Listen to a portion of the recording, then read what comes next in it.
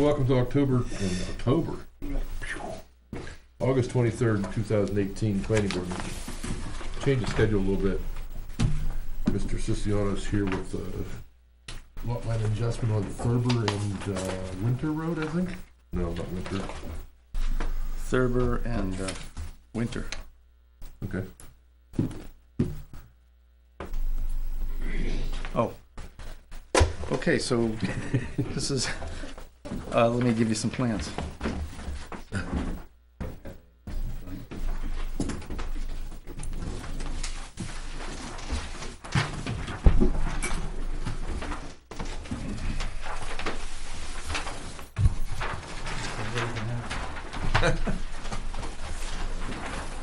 Thanks. Did you change them? No.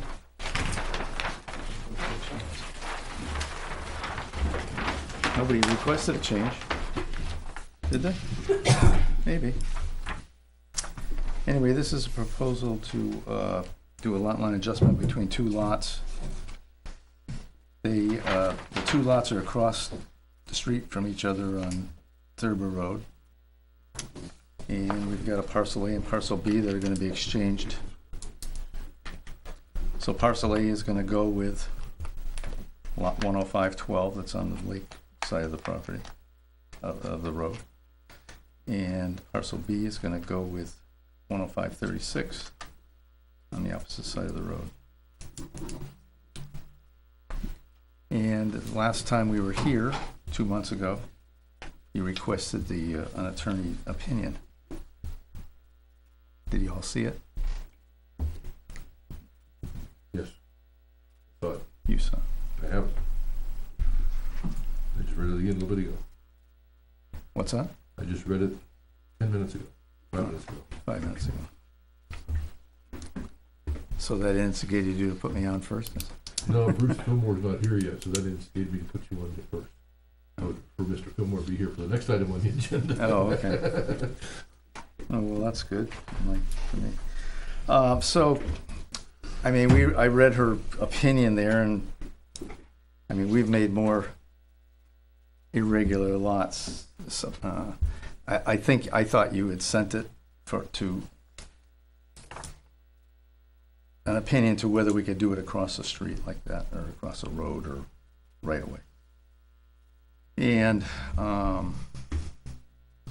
mean, she's talking about square lots and all that, but Yeah, at the same time, I think lot 36 is not going to have 200 feet of frontage.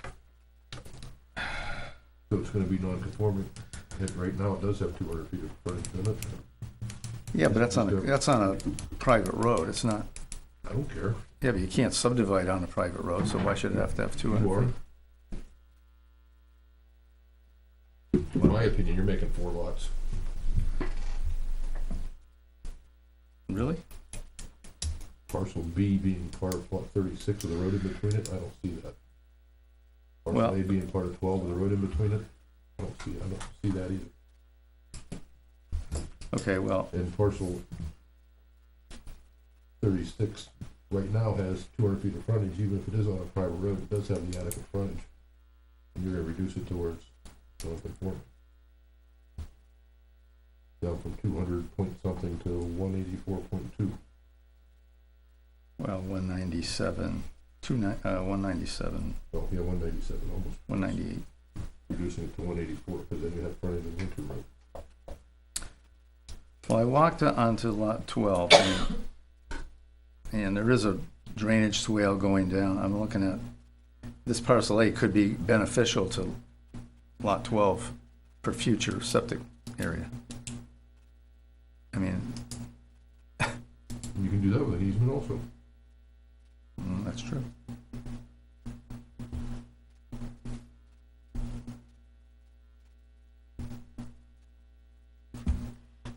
I think doing a lot line adjustment and creating lots divided by the road is a very dangerous precedent.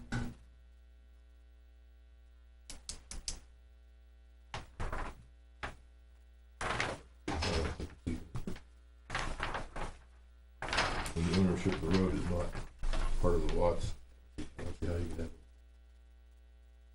it. lots usually one contiguous parcel.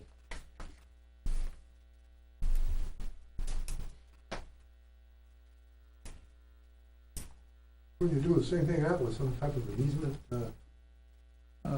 Yeah, Don't they already have easements? there's a 10-foot easement on lot 12. 36 has an easement, 10-foot easement on, I show it there. On the east side of lot 12. Yeah, the 10-foot right away.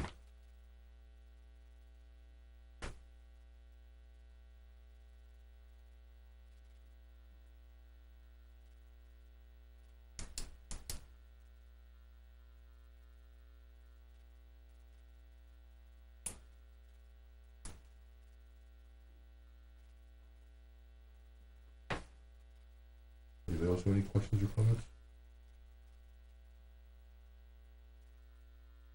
Seeing none, I'll open up to the public since there's all these people here wanting to talk about this.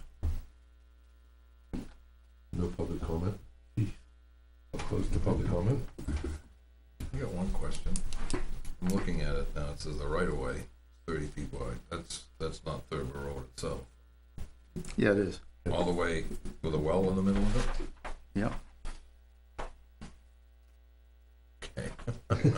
The roadway is actually on parcel And the A. road's on parcel A. Yep. Yeah. Yeah, somebody, when they do something with lot 12, something's gonna change.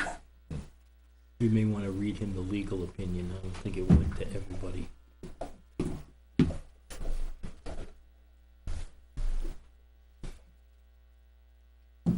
This is from Laura Spector. I reviewed the proposed outline adjustment between Thurber House LLC and Winter House LLC.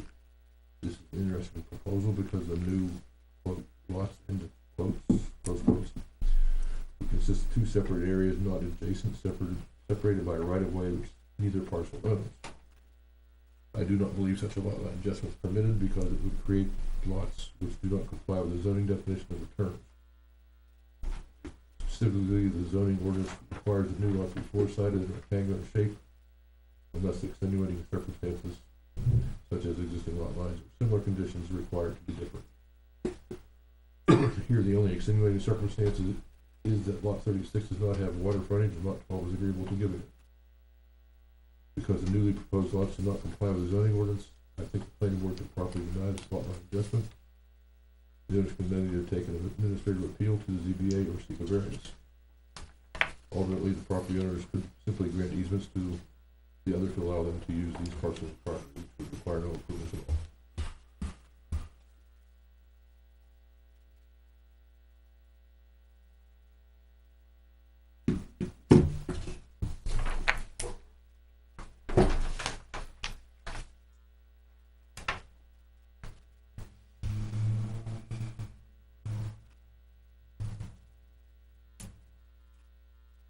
Obviously, your client doesn't want to do the easements.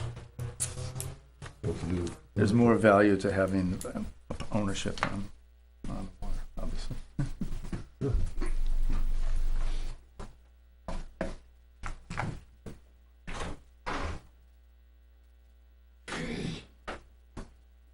I mean, both parcels are too small to have a building put on there, so a dwelling of any kind.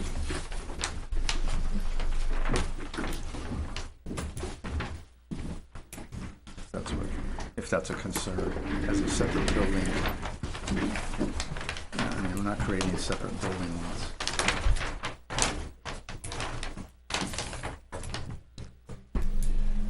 Well, since all motions have to be made in the positive, I make a motion we approve the lot line adjustment for Thurber House LLC and Winter House LLC. With the additional monuments have to be set. Hoping to get some discussion started. And you can't vote. 'Cause you just got here. that's okay. That opinion you just read, That was from Laura Spector, town attorney. so it seems like discussion doesn't really have to go too far. No, we've got to get a second first. I'll second it for discussion. The reason I made the motion is so I can vote nay and deny the application, by the way. I'm not gonna vote for my own motion. Because I think it's, one, I think if we did allow it, the frontage for lot 36 would be reduced and it's not, it'd be non-conforming. And two, I agree with Laura Spector that it's not allowed in the zoning. And the lot line adjustment being separated by the road is, I'm not sure that's allowed either. Those are my three reasons.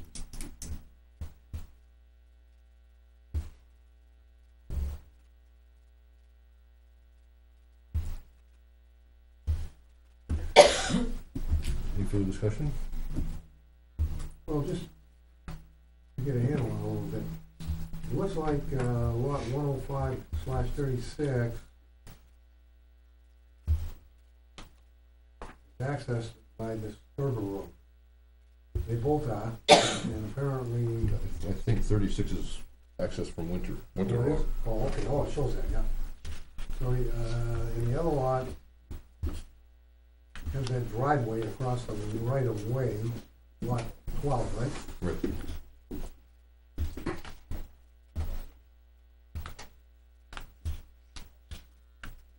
Is the right of way, is that accessible by vehicle all the way? No, it stops, we see parcel A? Yeah.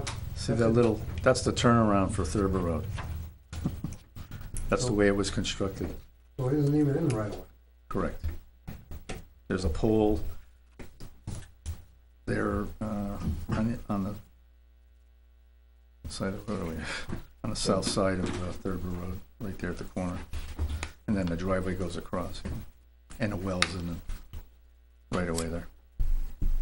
So the rest of this, the right of way. So isn't it's even all, really yeah, used. those are the conditions right now. Someday that'll probably get straightened out, Probably not today. not at this point.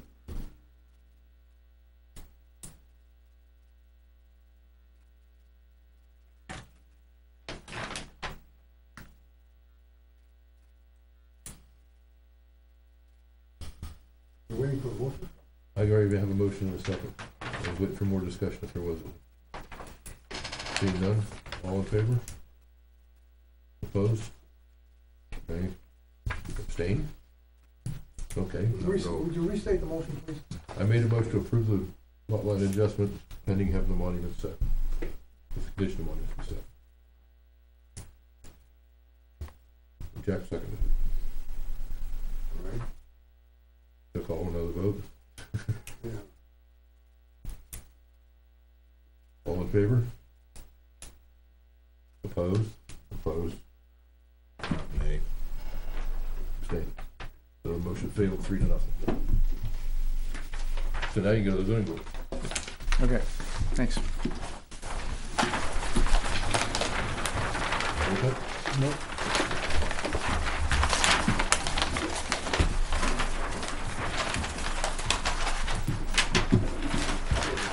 I don't think you want these plans?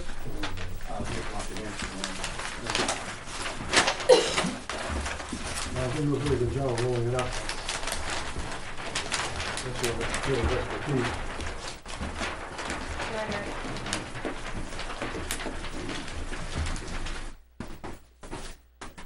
Second item on the agenda is Whitetail Commercial Development.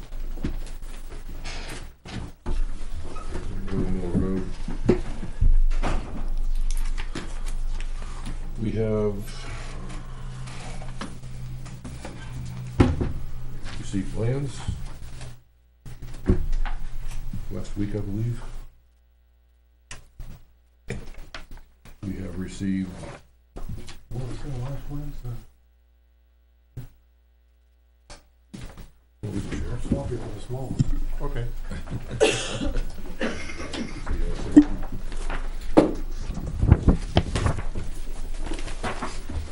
We received a revised condo declaration yesterday, today. The seat board. Oh, no, we didn't see the board. Can you make a note that Bruce Fillmore joined us, please? Say it again. Can you note that Bruce joined us, please? Yes. We received a declaration, content declaration today, I believe. A couple days ago. Okay. Well, the groundwater study we received today. I was in Minnesota when the other thing came up. So it was last week. And I assume Robert Carey is here from Weare NH. Yes. Good evening. I'm Bob Carey from Weare Reno, here for the Remillard project. And Mike and Gary asked me to come to this meeting and look. And as I sort of look back over the minutes, it looks like you've got one more piece of the puzzle to look at, and that's that groundwater hydrogeologic study, and that you're pretty close to reaching a decision and ending public debate on it. I want to try to at least just summarize a few points and not belabor the last 6 months of testimony and evidence. The points I want to make are about the application. I believe looking at what has been submitted and looking at your regulations, that it meets the requirements for site plan approval. It is in a commercial district, for one, and it does achieve what the commercial district sets out to achieve, and that's promoting local business, increasing the tax base, diversifying the economic base. This project would probably add roughly $2 million to the tax base based on the assessed values of the property of these 4 buildings. The second thing, looking through what evidence has been presented, is that this board has methodically gone through what it needs to evaluate the criteria, and it's been a pretty good conversation, I think, and have been numerous concessions made to satisfy the concerns that have been raised. Fire was a concern, and Remillard has agreed to build a 20,000-gallon cistern that will be maintained by the town. The hours of operation have been limited out of concern for the neighbors. The building heights have come down. The floor design has been changed to accommodate and protect against spills or infiltration. Landscaping and buffering has been addressed. Construction schedule. Mr. Pernaud did a traffic study, and I don't know whether this board has hired Mr. Pernaud before, but a lot of municipalities hire Mr. Pernaud, and he works pretty much equally for developers and municipalities. And he, based on his study, found that there was minimal impact on the intersections from the proposed development, and that there would be no modification needed for the intersections. And it looks like, as I look through the minutes, you've gone past traffic, and now you're waiting for the last piece, which was the groundwater study, and that gets into sort of the aquifer.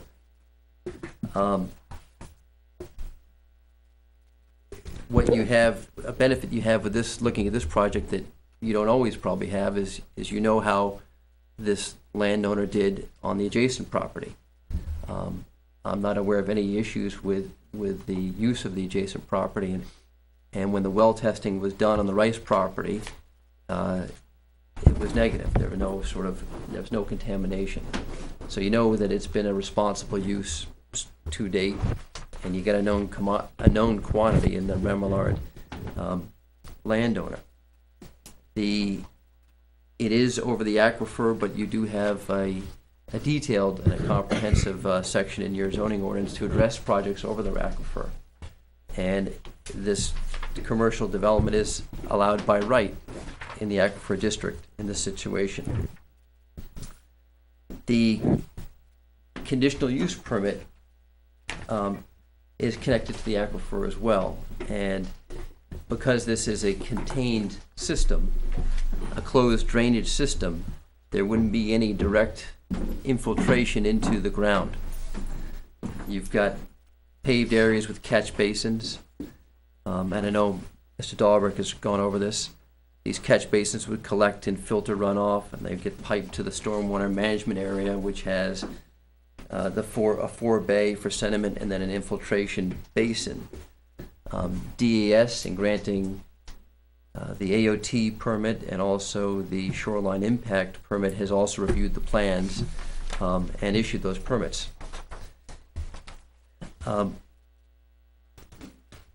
The other testing that was done, so those are things intended to protect the aquifer and to support a conditional use permit for the amount of impervious surface that this project would have.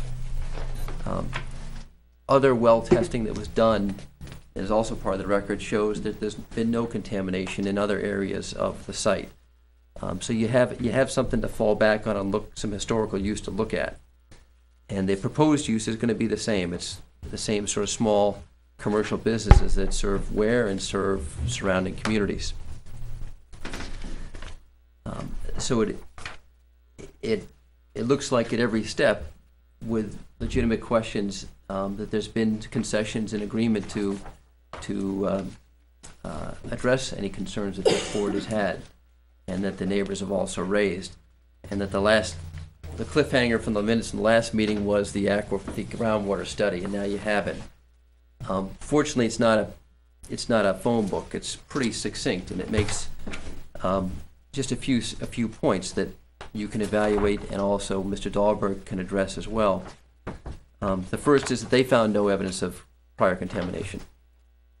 The second is that they talk about some remediation that would be done for a small, I think they call it a staining area, and that would be addressed, and there's no contamination from that small staining area. And the third thing they talk about they recommend 8 monitoring wells, because they have the groundwater flowing northeast, east, and southeast. The location of the 8 wells, monitoring wells, would be to monitor pre-construction activity and post-construction activity. If you look at their report, you can see where they cite these 8 wells, and I'll try to point them out to you. If I could.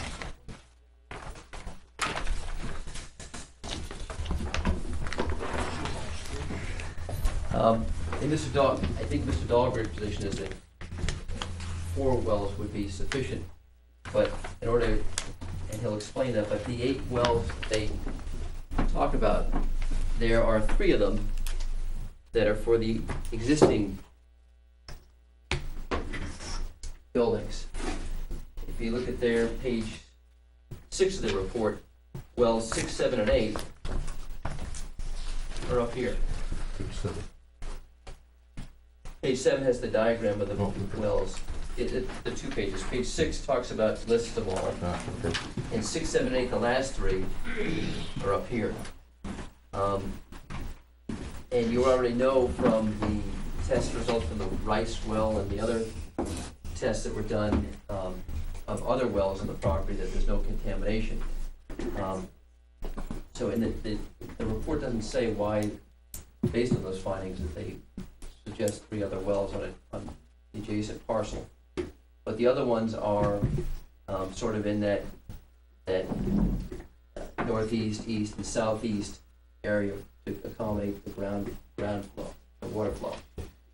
Mr. Dahlberg can explain. So they're looking really at 5 wells that they suggest for the proposed 4 buildings. And one of them is near that sort of detention basin area, which is a logical place to put it. But those are, fortunately, it's a succinct report. There's not a lot of moving parts to it, and I think it provides the information for the last piece of the puzzle for you to consider and vote on the proposed project. I'll answer any questions you may have. I know I'm a new face, and there's a lot of history here that I'm not part of. But Mr. Dahlberg can pick up where I just left off and talk about how he reads the groundwater study and how he interprets where the monitoring wells may be, and why he proposes 4 monitoring wells. So, unless you have any questions, I appreciate the time. Yes, sir. Well, to the naked eye, if you were to walk along the east side of, I think it's Building B, they're calling it out. There is, years and years of oil or other types of liquids spills. They're very visible to the eye. Yes, sir. So if you drill a hole down through them, I guess you would come up, because they didn't seep into the groundwater, there really was there was no problem. But nonetheless, I think that particular area needs to be addressed. That material is obviously contaminated.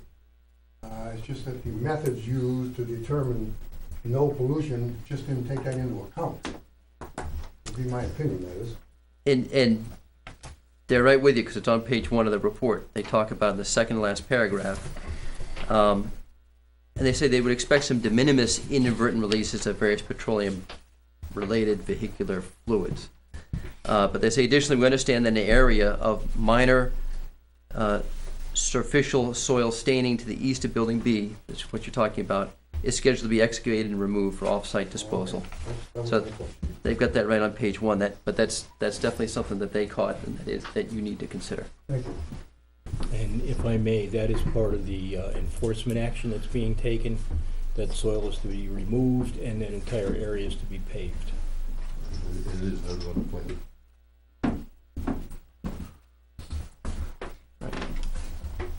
So if you have no further questions of me, I'll turn the microphone over to Mr. Dahlberg. Thank you. Thank you.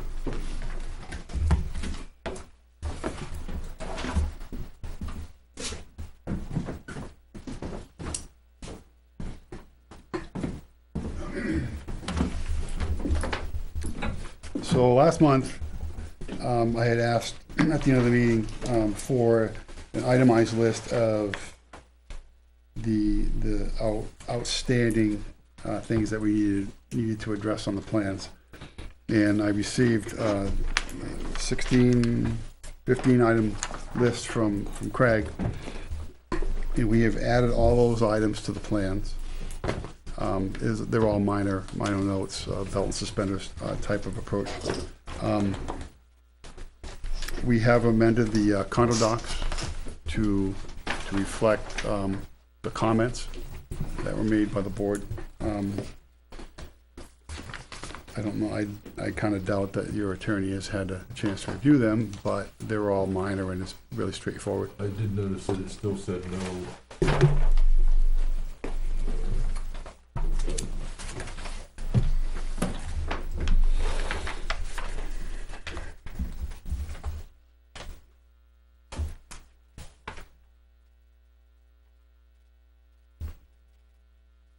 No part of the submitted land shall be used for any automobile, truck, trailer, or RV sales, leasing, display, or repair.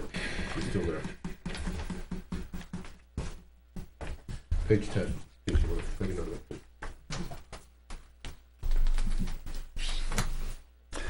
Well, that's clearly in conflict with Yes. the uses allowed on the site. Everything we've been talking about, that's clearly. I apologize for that. I didn't make those revisions. The attorney Bisson did from Cronin, Bisson, and Zielinski.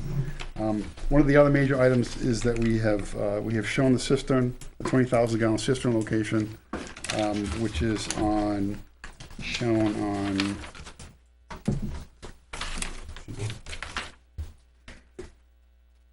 sheet 1?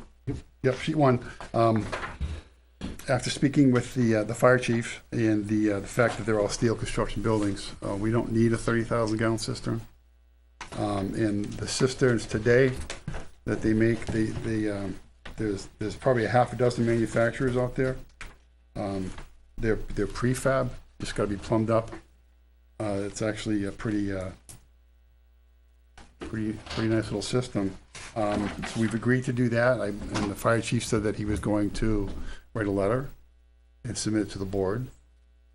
We've added the condo plans. We didn't get it yet. Verbal. Well, but you guys are included in the email Yeah. chain, both of you. Yes, but there was a question about the ownership of the system. No, I had emailed back and said, saying, we will grant the town an easement, and they can take it over, and the cistern can be used for the oil mill village residents, half of which are sitting here today, But if the town wants the easement, and they must have some type of a boilerplate document that they've used before, I've asked them for that, and we can doctor it up. I don't think we need to reinvent the wheel. So we've agreed to that, we continue to agree to that. And we have submitted the septic and the subdivision to the state now that we've got a firm grasp on the flow and the limited uses that we agreed to, which are in the condo docs again, by the way, and all the project notes that have been amended through the process are on the condo plans, which will be recorded, which refers to the site plan also, that'll be on file here at the town. So I believe we've done everything that that you've asked. We've provided everything in a sufficient manner. So I've read not to cut you short, oh, sorry. That's okay, I'd like to be brief. The hydrologic report, Yep, groundwater study, records it, and the attorney, Gary, mentioned it. Shows 8 proposed wells. yes, I've already been alluded to, you're already saying 4. well, we know that they tested the 2 wells for existing building A and existing building B, and then a monitoring well just to the west of those wells that all 3 came back negative. I don't think we need monitoring wells 6, 7, or 8, and we don't need 2 monitoring wells by the leach field. I think that to monitor around the detention basin, the 3 that he shows there, that's the most likely if something were to occur on site. Backing up, the 3 existing samples that were taken, one was out of a well that serves building B, I believe. Yep, One was out of a monitoring well near the Granite State or on Granite State. someplace around that lot line, common lot line. And The third was drinking water for B, for building A. correct. And we can continue to test those, but I think the testing of different wells, of different depths, one is a monitoring well, one is a dug well, and 3 are drilled wells. And the testing procedure, Back up, we got, which wells? You said you had dug well, we have the rice well, Yep. which is down gradient, hydrogeologically, right? Yep. Down gradient. We have wells that are up gradient in terms of the aquifer, the drilled wells for A and B. correct? And the monitoring well by Granite State. And then the existing well for the residential structure on the property off of Riverdale Road. That existing house that's gonna be on its own 2-acre lot, that well was tested, we submitted that too. That was in the report by, from the town's consultant. So we have 5 well tests of three different varieties, which, Which one's the dug well? Which one's the dug well? the rice well. Okay. What number is that one? No, that's on the adjacent lot. It's none of these 8? No, these 8 wells, Chuck, are proposed. Oh, these are all proposed. That would be dug before construction begins Yeah. and tested, and then they can test them post-construction as the town dictates down the road to confirm that there's no contamination. We know there's none now, because we have wells up gradient, middle gradient on the property, and then down gradient. I think that pretty well covers it. And I don't think we need 8 monitoring wells on a site that has no water contamination. Do we know which, should we know What direction does the flow? The aquifer flows generally north by northeast this way, based on the aquifer map. So when the testing for the leach field, that's right in the line of the flow. And then around the monitoring well, we would pick up if there's any lateral movement to the east, on the north, and then to the west of the infiltration basin. So that should cover that, because that's where if there's a spill on the pavement in a storm, and something did get through the system, because we have oil gas separators, remember, in the catch basins. But if something did get through and into the groundwater, we would know fairly quickly, based on the testing, yearly, that there would be an issue. But again, I'll back up to Article 29. We can't legally undertake any uses and storage of chemicals, et cetera, that would pollute the aquifer to start. So we're already starting at zero. So this really is, in my opinion, it's excessive, but I understand the board's position to protect the groundwater. I have no problem with that. But we know there's no contamination. How deep are monitoring wells? They're gonna go into the upper level of where the aquifer level is, because the all the oil, petroleum products that would come off of vehicles and stuff, those are floaters. They rise to the surface of the water, wherever that static level is in the ground. How So deep is that? you don't really know until you drill it. But we believe it's around at elevation 305, 306, which is like 10 feet below, 10 to 12 feet below the bottom of the infiltration basin and the leach field. So there's plenty of natural cover above that, but they don't know until they drill the wells, and it can vary. It can be a wavy boundary. So, And you're saying the aquifer flow doesn't flow towards the river? no, it does. It does flow towards. It does.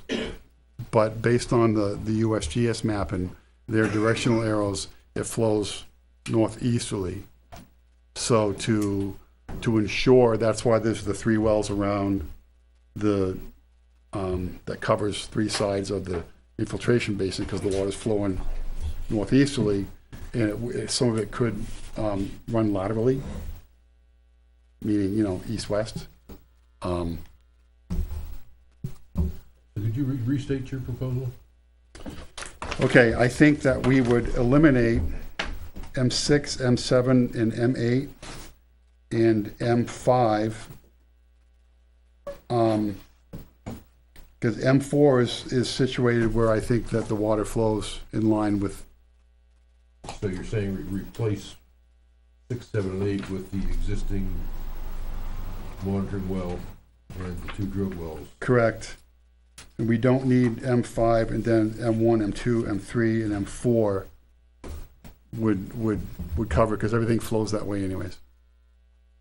Because it's down gradient in a topographic sense, and then also in the hydrogeologic sense. Just for everybody's information, the wells we're talking about, one of them, the monitoring well is to the southeast corner of the Weare NH State Building. Yeah, we can plot that on the drawings if you'd like, and label it.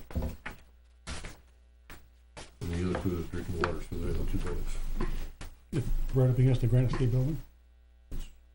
Where they're showing it. Yeah, okay. Right between the parking, I assume it's between the parking and the building.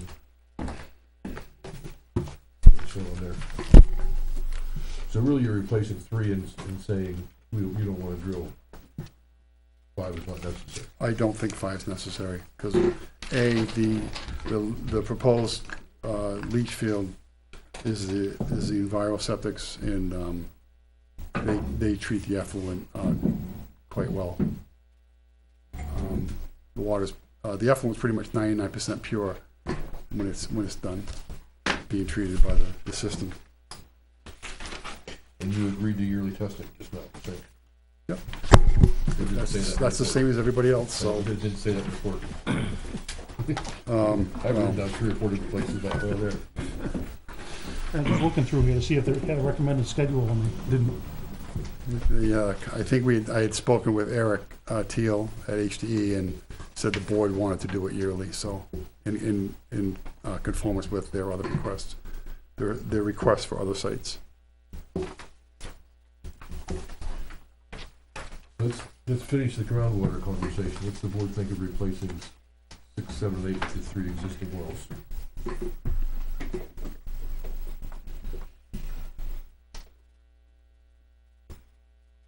My only question is,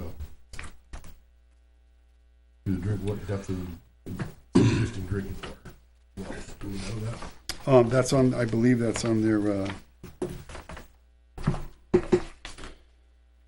Should be in this report someplace. it's right? in the report. It's Page on 5. page 5.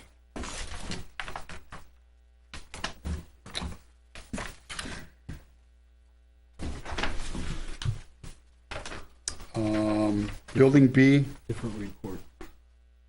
it's 400 feet. Depth to bedrock is 40. Building A is 300 feet. Depth to bedrock is Yeah, well. 46. Page 5.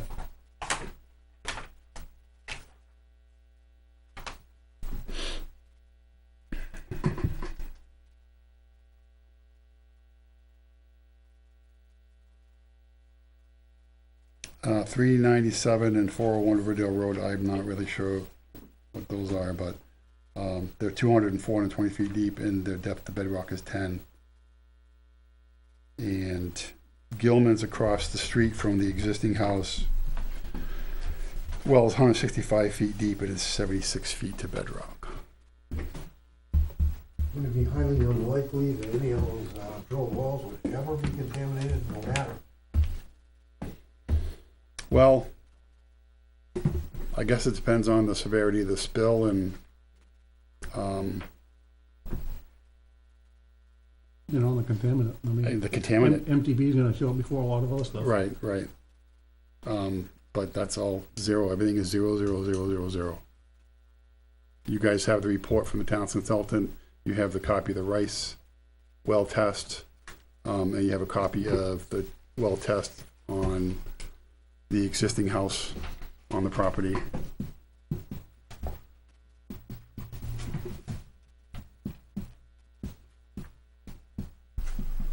What is the depth of the existing monitoring well on the interstate? I don't have that report in front of me. Is that this one? No, that's in, is that last month's report?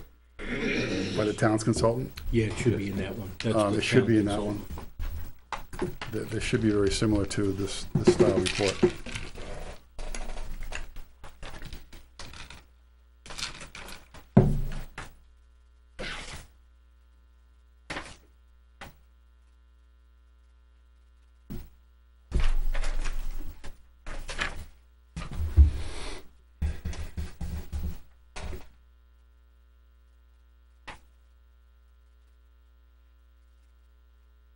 I mean, the shallow wells are gonna show up the contaminant sooner, and they're the ones that are down gradient hydrogeolite.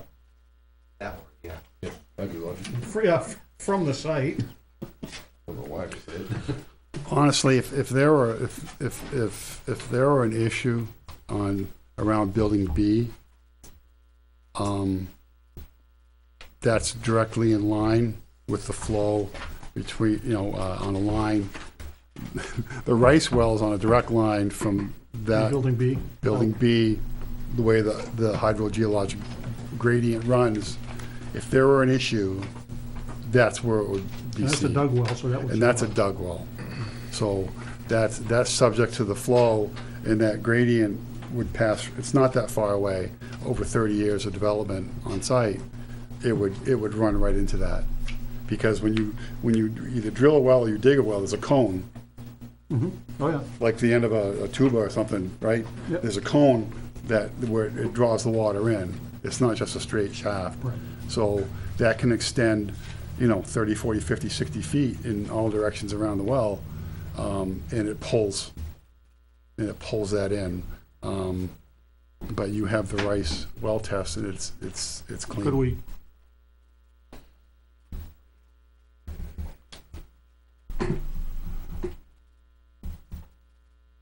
list the Rice well as a monitoring well location?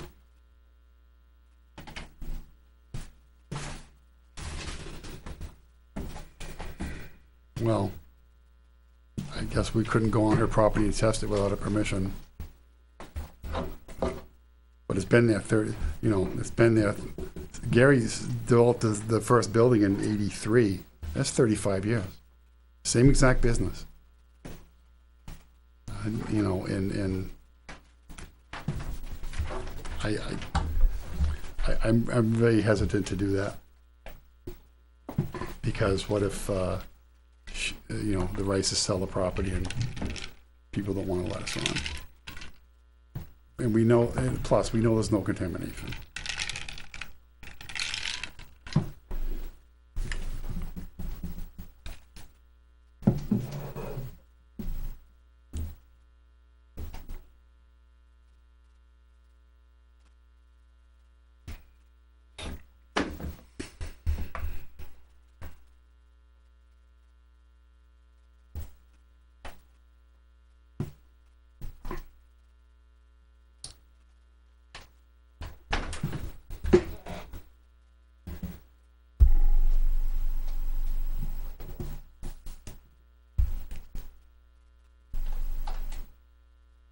My concern is that it appears that we are, where was the page went? The 3 wells we're talking about, the 2 drill wells especially, are 300 to 400 feet deep. And the monitoring wells are probably gonna be about 60 feet deep. So obviously we're monitoring different water tables, different aquifers. Mm-hmm. So the ones upstream, theoretically, are not gonna be monitoring the same water table. But I don't know how deep the monitoring well is there. If that's a monitoring well, if it was installed as a monitoring well, then It was installed as a monitoring well. Because Gary developed the Grand Estate building, and when he went to sell it, they did a level 2 environmental study, and I think they drilled half a dozen wells on that site. And at the time, they all came back clean, as well as what was done 2 months ago.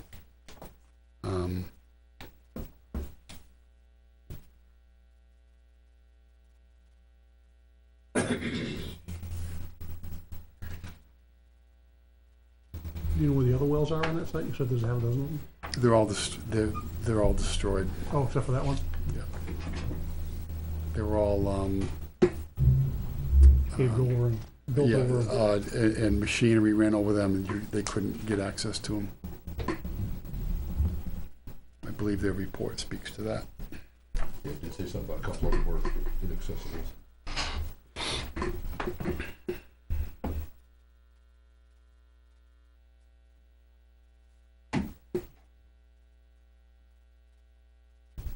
What if we slide M8 northerly, just off the existing paved area, That's what I was gonna suggest. right around the toe of that slope? Over where the little square is you have drawn on here, which I don't know what it is. But It's a dumpster, I assume it's a dumpster, but. someplace in that area, Yeah, this out of the is a way, so it won't dumpster. get hit and beat up. Yeah. So we would have M1, M2, M3, M4, and M8 would now be M5. one, two, three would be around the for everybody in the audience, 1, 2, 3 is around the detention basin. 4 would be downslope of the septic system. 5 would be north of existing building B. Which, hydrogeologically gradient-wise, it's on the upper edge of, You're right that- near the, that you're right near the site. supposed Right. staging area. so, so we would, And continue monitoring, and the other 3 we talked about. right.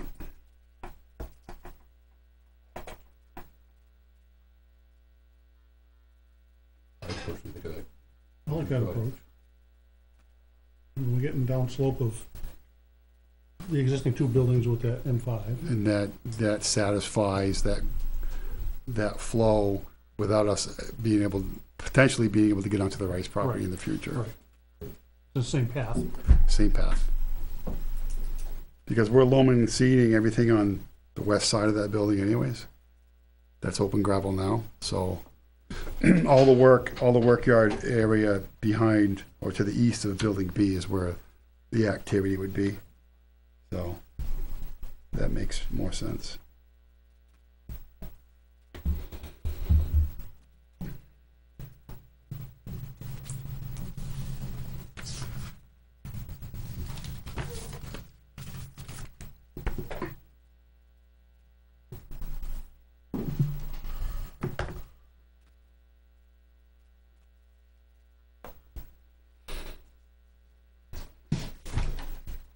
I did notice, I don't think I had it.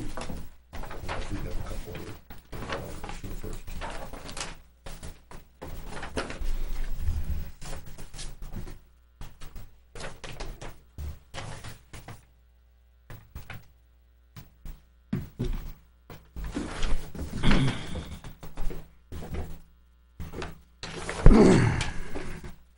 Oh, the one thing I forgot to mention in my list to you,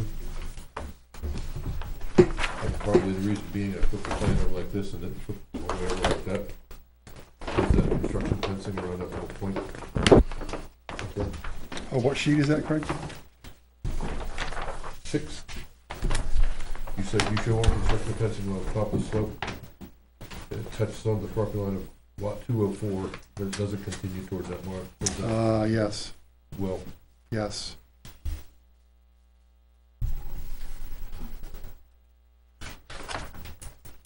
I apologize.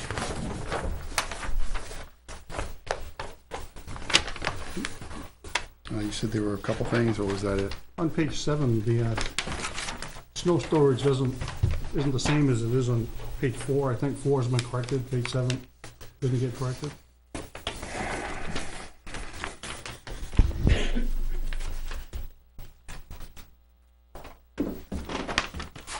Well, we took it off of the landscape area to the southeast of building 2, and we moved it to the east of building 4.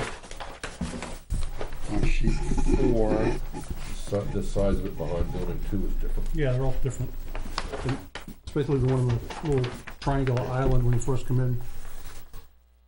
Just to the west of building 1. I don't think sheet 7 got changed.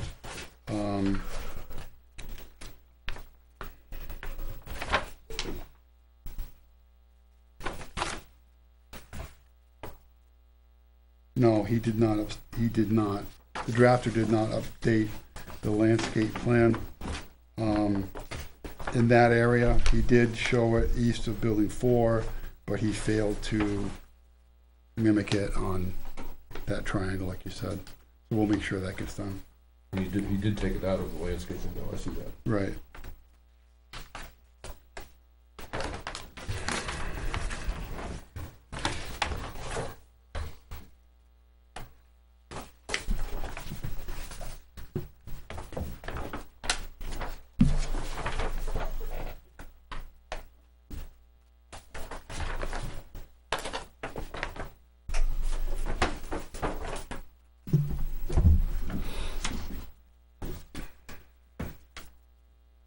Somewhere, I believe in the condominium, maybe, I don't know where it was, you gave us a list of allowed uses at one point. Yep. And those are on sheet 1 in the lower left-hand corner. We list the uses that are not allowed and the uses that are permitted. And those should be mimicked in the condo docs. And they should be on the condo plans. Yes, they are.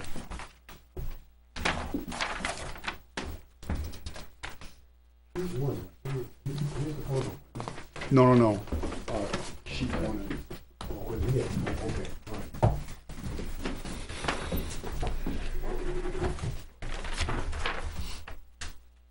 They're not in the condo, no, they wouldn't be in it. No, they're on the, all the notes that are on the site plan, in terms of operational standards, hours of operation, uses, are on the condo plans. The use restriction, allowed and permitted, are on the condo plans and in the condo docs. So they're in 3 places.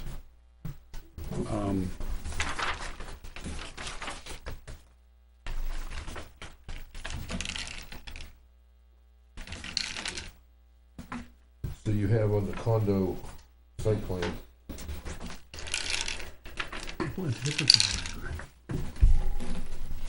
sheet 19.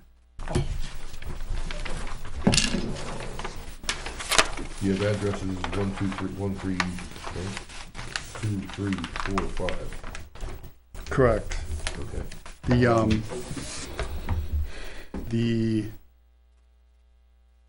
assessor, the 911 person in Concord had 2 suggestions for the addresses. They said the buildings on the left would be odd, the buildings on the right would be even. But basically it's a circular site, so I just took the liberty of naming them the way I did. If this goes back to them for review and they have any suggestions, we can certainly incorporate the address changes, if there are any, into the plans. And we have given it its own name. It's Whitetail Lane. And you have parking spaces assigned to Correct. units. Yes. I assume there's a little bit of a typo, or unit 3 doesn't get very many parking spaces? Building 3. By the detention basin, those are all 2? That is a typo. Okay. I assume that those lower 6 or so should be. Yes. That was a typo.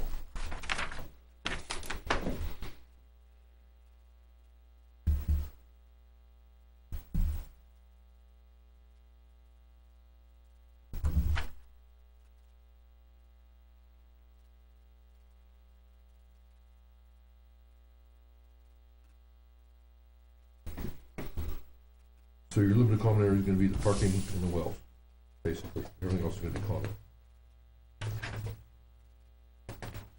Basically, yes. There's very little limited common areas. And there's not gonna be any limited common area for buildings A and B. Well, no, we labeled, Okay, called parking lot is limited common area. Oh, yeah, for building A, I see that now. and, for some reason, that label is not there for building B, but it will be. We I have don't common area, you think you can make that limited common area, that, Well, the parking spaces in front of, building B will be designated. yeah, okay. It's in the computer, but I don't know how it got turned off. An errant layer. You know, I got a solid state hard drive and I have a brand new program and Brand new program. different versions. Sometimes when you open up a drawing with a new version, it changes settings on your older drawings, and it's quite frustrating. And I'm not sure I am. So the septic system areas for building A and B are gonna be common. Same ownership as the septic system for 1 through 4. Well, it's all under the common, Just making sure. yeah. I mean, it doesn't have to be. Yes. Well, we will probably designate that as limited common area for buildings A and B.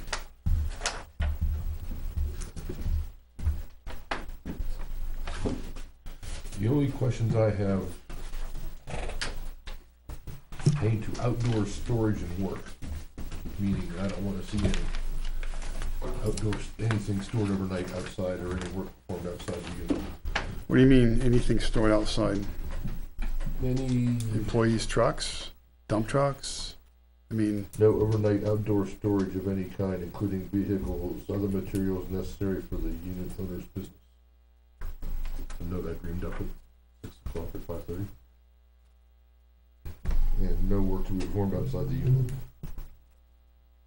I have no problem with no work outside the unit, but some people drive to work in their personal car and take their company truck and they leave it at work.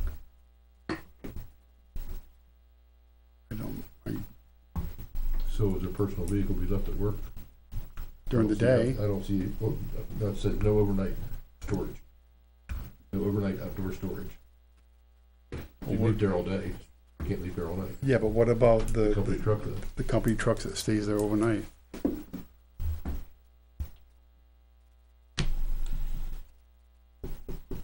If it's not a piece of it, if it's not something they're working on, Well, in other words, it tended to be driven, but it's, I know what, that didn't come out quite right. I know it didn't. I know it didn't either, because I'm gonna say. I know. I intend to drive it too, because we've been there for 20 years anyway. Right. You know, everybody knows what I'm trying to say, and we're all trying to figure out how to say it. Well, I don't think they should be storing heavy equipment outside in this portion of the site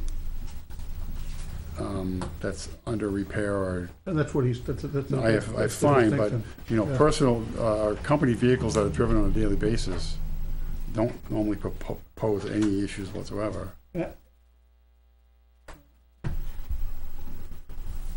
You know, if you want to limit it to heavy equipment or stuff under repair, that's fine, but How about,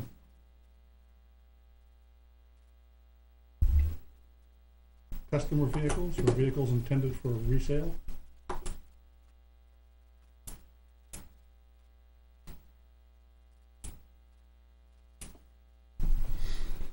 Company vehicles wouldn't, or employee vehicles then wouldn't qualify for that, so we could do that.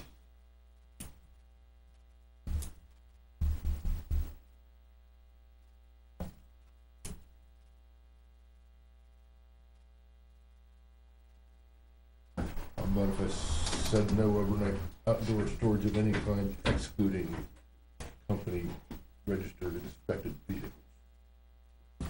that's usually the legal threshold anyways, right? Gotta be registered.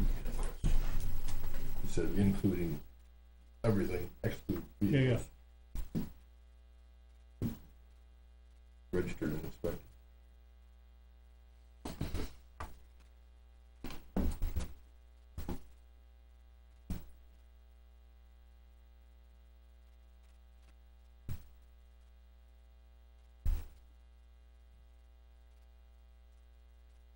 You wanna make it company/employee vehicles?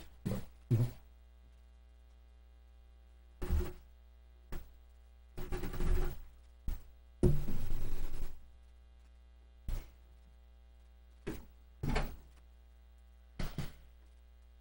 Any other comments, suggestions, questions?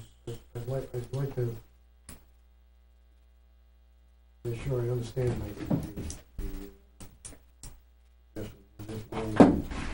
I'm talking about, now, I think you said no vehicles originally. So it's nice. I'm saying no overnight outdoor storage of any kind, comma, excluding registered and inspected company-owned vehicles. So no snow blowers, no generators, no plows, no forklifts, no, What if we're selling tractors? put it inside at night. Okay. Okay. Okay.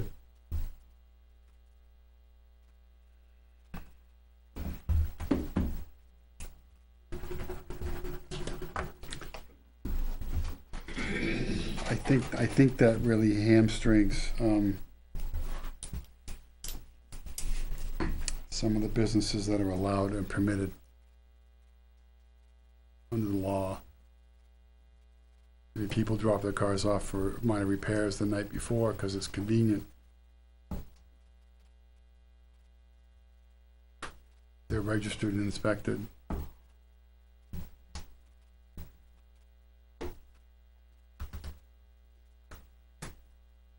Obviously, if it's a wreck, you know, they'll go someplace else. That's not gonna go on here.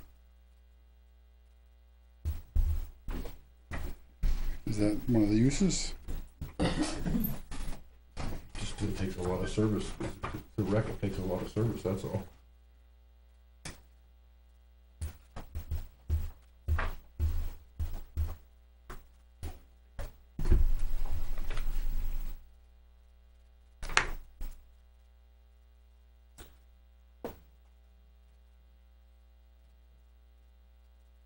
Well, how are the parking spaces calculated, Mike?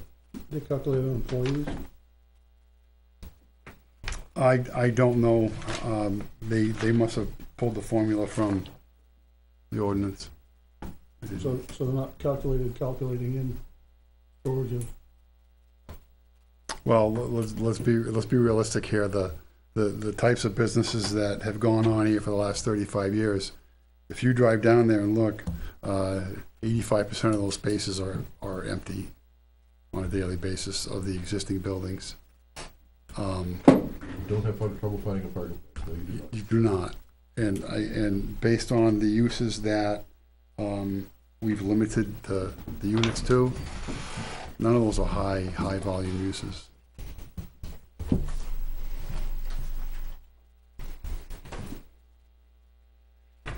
I think you should just limit it to no overnight parking and storage of non-registered, non-inspected vehicles.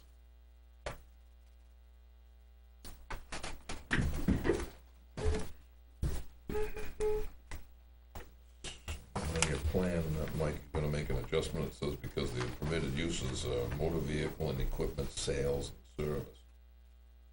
Don't register all your equipment. Well, It doesn't but that- well, inspect it. that's one of my, point I was trying to make earlier was, that's a permitted use Yeah, over the aquifer district, because it's not an intense use that usually causes pollution. I mean, How about if all, so I think Craig's motion is in conflict with that. all vehicles should be parked on paved areas? Is that, Well, everything on the site is over a paved area anyways. We've eliminated all gravel work yards with loam and seed, and the whole area of the 4 new buildings, everything's paved. there's nothing to say you couldn't park something off the paved area? Except for it's not allowed and it's not shown that way. What's it not allowed? Well, we have designated areas because it's over the aquifer that's under the closed drainage system. and at the edge of the pavement is curbing. You know, it's curbing, and that's in strict Well, compliance it may change with. from present use. It will be. Mm-hmm. It should be. Okay. That's the intent. Present use, though, is permitted. No, I'm not saying, we freely admitted that they should have remediated that area and kept it clean all these years. I had nothing to do with it, but, so it's being done, and the operational standards, now, don't allow for that. Everything's being paved, everything that's not paved is being loamed and seeded. I see nothing that prevents you from parking off the paved area. What prevents it? Nothing. I mean, this area is paved, Well, I think we're going beyond, what we show on the plan. If someone parks off the area, I can't do anything about it. And Chip, Spikes. The town, Spike strip sign. a reminder that the town has the We have a authority code enforcement officer. He and has a- ability, once a year, Have to can be make May a, 1st. can make a yearly We got a inspection date now. to ensure compliance. Put it on the calendar. May 1st.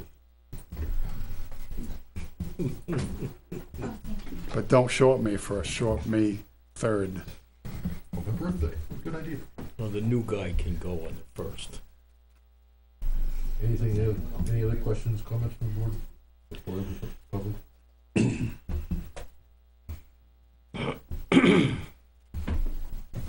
We're ready.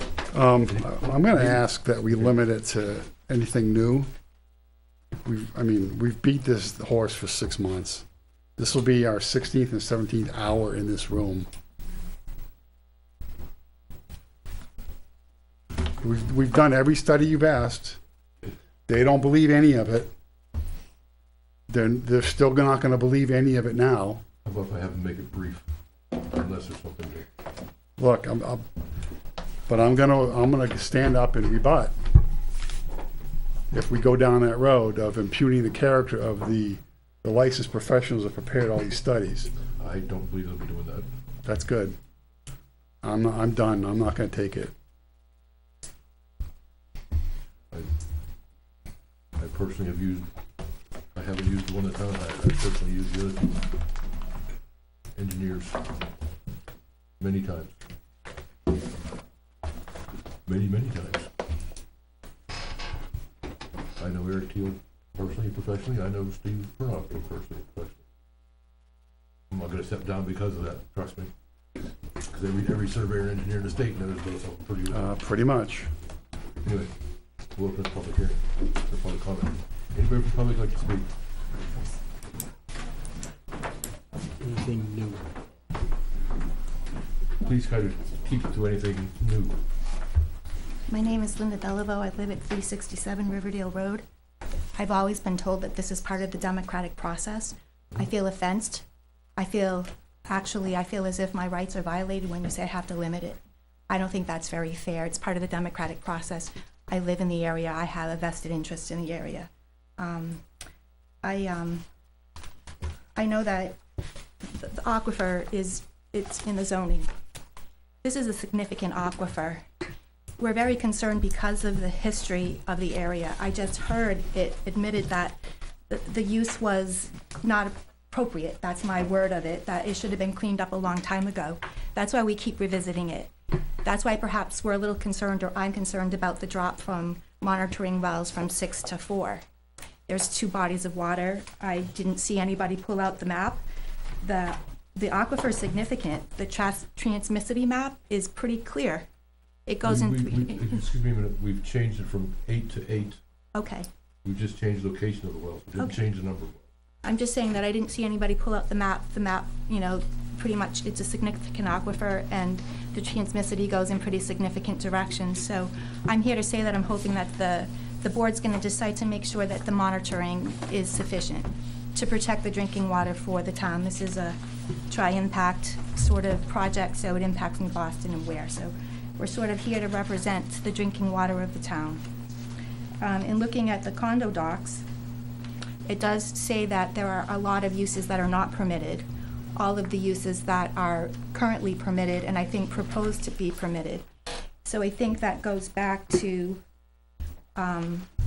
sort of my concern, which is also the traffic study, because the traffic impacts my quality of life greatly.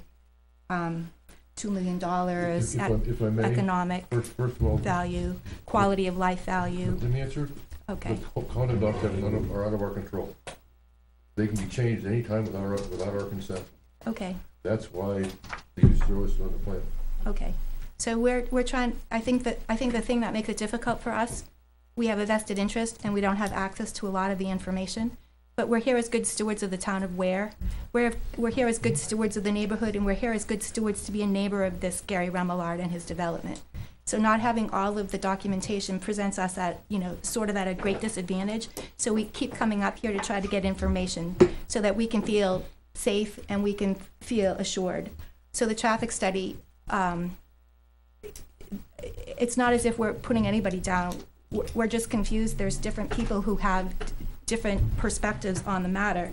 And when the Southern New Hampshire Regional Planning Commission offers some kind of feedback, I think that we should value that feedback. I don't think we should dismiss it as those people aren't qualified. I don't think that's fair. I think that people all have, the best interest put forward when they offer some narrative on this matter. So that being said, it was really important with the traffic study to know what kind of businesses are going in there. I still don't know what kind of businesses are going in there because it impacts the trips per day that are made. So there was some controversy with what the traffic study done by the developer put forth, and then what, the third-party review of it said that, well, we're not so sure if the traffic study took a look at the data, if there would be these types of traffic generated from the new development. So I think that it's up to the planning board to make that decision of, do we need more data to be able to make sure that the traffic at that intersection doesn't dwindle down to a safety issue, and so that we can ensure that mitigation occurs up front. You have to also realize that, we're in a neighborhood, and the new development isn't exactly situated in a position that there's going to be harmony. It's going to create a significant impact. There's a significant impact currently, and then there'll be additional significant impact to what is an area that's kind of highly congested with traffic already. There's an intersection, there's development coming from New Boston that's going to kind of merge into that intersection too. I just don't know, or I'm asking for some clarity from the board regarding where we are with the traffic study, or where we are with traffic, with what is going to be sort of creating balance between the residents and the developer and the businesses that are going to be there. Personally, As a planning board, we will talk about that later. okay. Personally, Yep. I think Steve Perot does an excellent job. okay. And his rebuttal to Southern New Hampshire Planning Commission made perfectly good sense to me. Okay. We have taken a lot of pictures. We have shown pictures. We've shared pictures. The monitoring of the wells, the hand-dug wells. It's a valid concern that we have. Okay, thank you. You're welcome. I have a question for you, Miss. We ever denied access to the file when you came into the town hall to look at it, to look at information? Yes. I was told that I had to get a right to know to be able to get any information. We've tried to do a really good job, me and my neighbors, we've tried to do a really good job to be fair. It's difficult to hear that, when the Southern New Hampshire Planning Commission, which, is sort of not representing a client, not paid for by a client, but just is sort of offering a subjective sort of information base, it's hard to hear that, in my opinion, the developer's traffic study engineer is what you feel as if is appropriate, because what comes from Southern New Hampshire Planning Commission is really, it's in our functional application of that area, it makes perfect sense. It's always been, here's the building, and we can put in it whatever we want. So now we have large cranes going in there. So, in our wildest nightmare, we're surmising that he's going to be allowed to do those things again, and what we're asking for is balance. What we're asking for is safety. What we're asking for is that our quality of life is in, when you make a personal thought about it, you're also considering, that there's a development, and it's going to be a substantial development, but you're in an area that really is impacted by anything that is generated by traffic and safety and water quality. So those are the things that I just ask you to make sure that when you make your decision, you include some pretty good due diligence in that decision-making, meaning that you balance all opinions or all the information from all sides. Thank you. Thank you. I guess you're next. I have about 50 things, just one. Jeff Howard, 11 River Road. This is probably in the plans, I just didn't see it. The lights that we looked into, or that were looked into to limit light pollution, are those in the newest plans? They've been there for Okay, several I just- plans. Down really? past late. I must have fallen asleep back there. Thank you.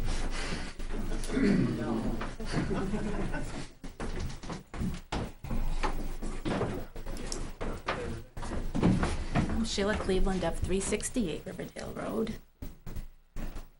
And I just wanted to, a couple of things.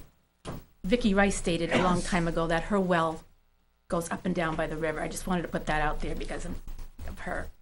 So, and also, it's going to bring a lot of revenue to the town, which is great, but in the meantime, our property values will end up going down. And we will be filing for abatements as well.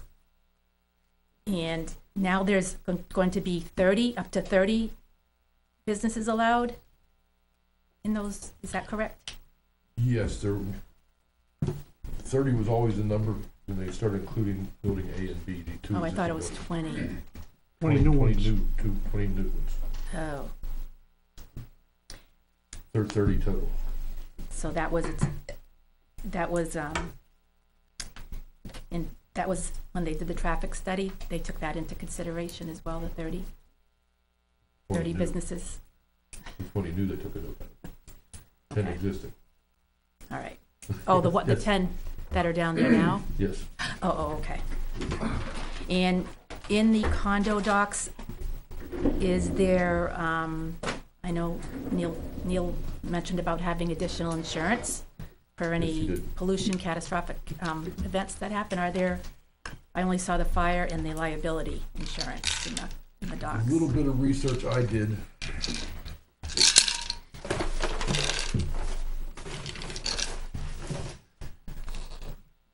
There's very little. Oh, I should say that. I made a few. Neil and I exchanged many phone calls, many emails.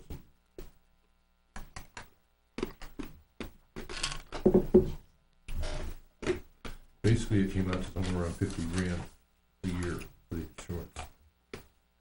I believe is what the.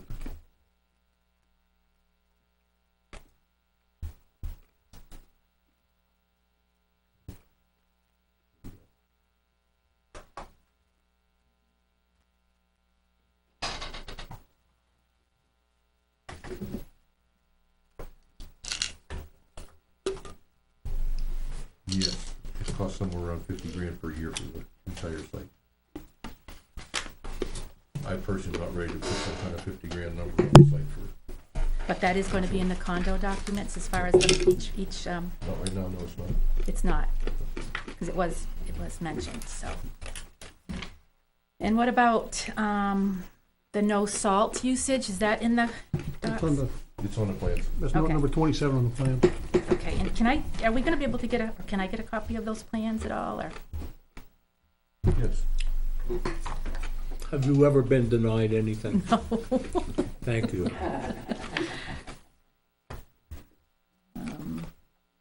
The proper procedure, however, is to file a right to know form For the plans, for those plans? for anything. Because we do not have time in my office to drop everything that we are already doing to cater to someone who is coming through the door. It gives us two things. First, it's time to find what you're looking for, and secondly, to get it to you. It's a mere formality. I'm sorry that Ms. Belleville was offended that she was asked by my secretary for a right to know form. But as you just admitted, you have never been denied. Other people may have, but you have not. Okay, Yeah. Yeah. and, let's see. And when will we be getting into the gravel hauling hours and how much of that we have to put up with every day? I would assume that those are gonna be the same hours, as the hours of operation, 6 to 6 and 8 to 12 on Saturday. So 5.5 days a week, we have to have gravel trucks going by for a month and a half.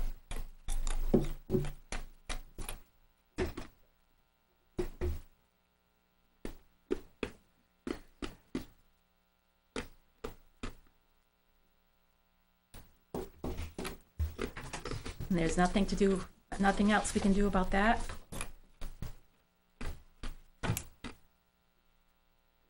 We can discuss that and see what he says. Okay. And the types of businesses that are gonna be allowed, will you please keep us in mind, the residents of Riverdale? To, Right now. consider us when you know what is going to be going into these units? Uses allowed on site, motor vehicle, equipment sales, and Yeah, service, I know. contractors, building equipment. Yeah, I know what's allowed, I just, the type of business, the exact business that would be going in there. Okay, thank you. Thank you.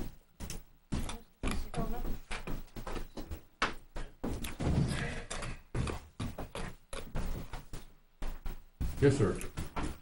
David Nelson, 10 River Road, just a couple quick questions. As far as everything being parked outside, nothing overnight, now does that pertain to the existing buildings that are there too? Yes.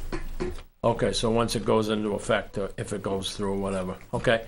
And let's say that one of the bays gets rented by a construction company, and you know, they've got their company trucks that come back. Most of them have transfer tanks in the back. They're not gonna be allowed to park them there? We're working on that. So I know you can't legally keep them on a aquifer over 5 gallons. Thank you. Thank you.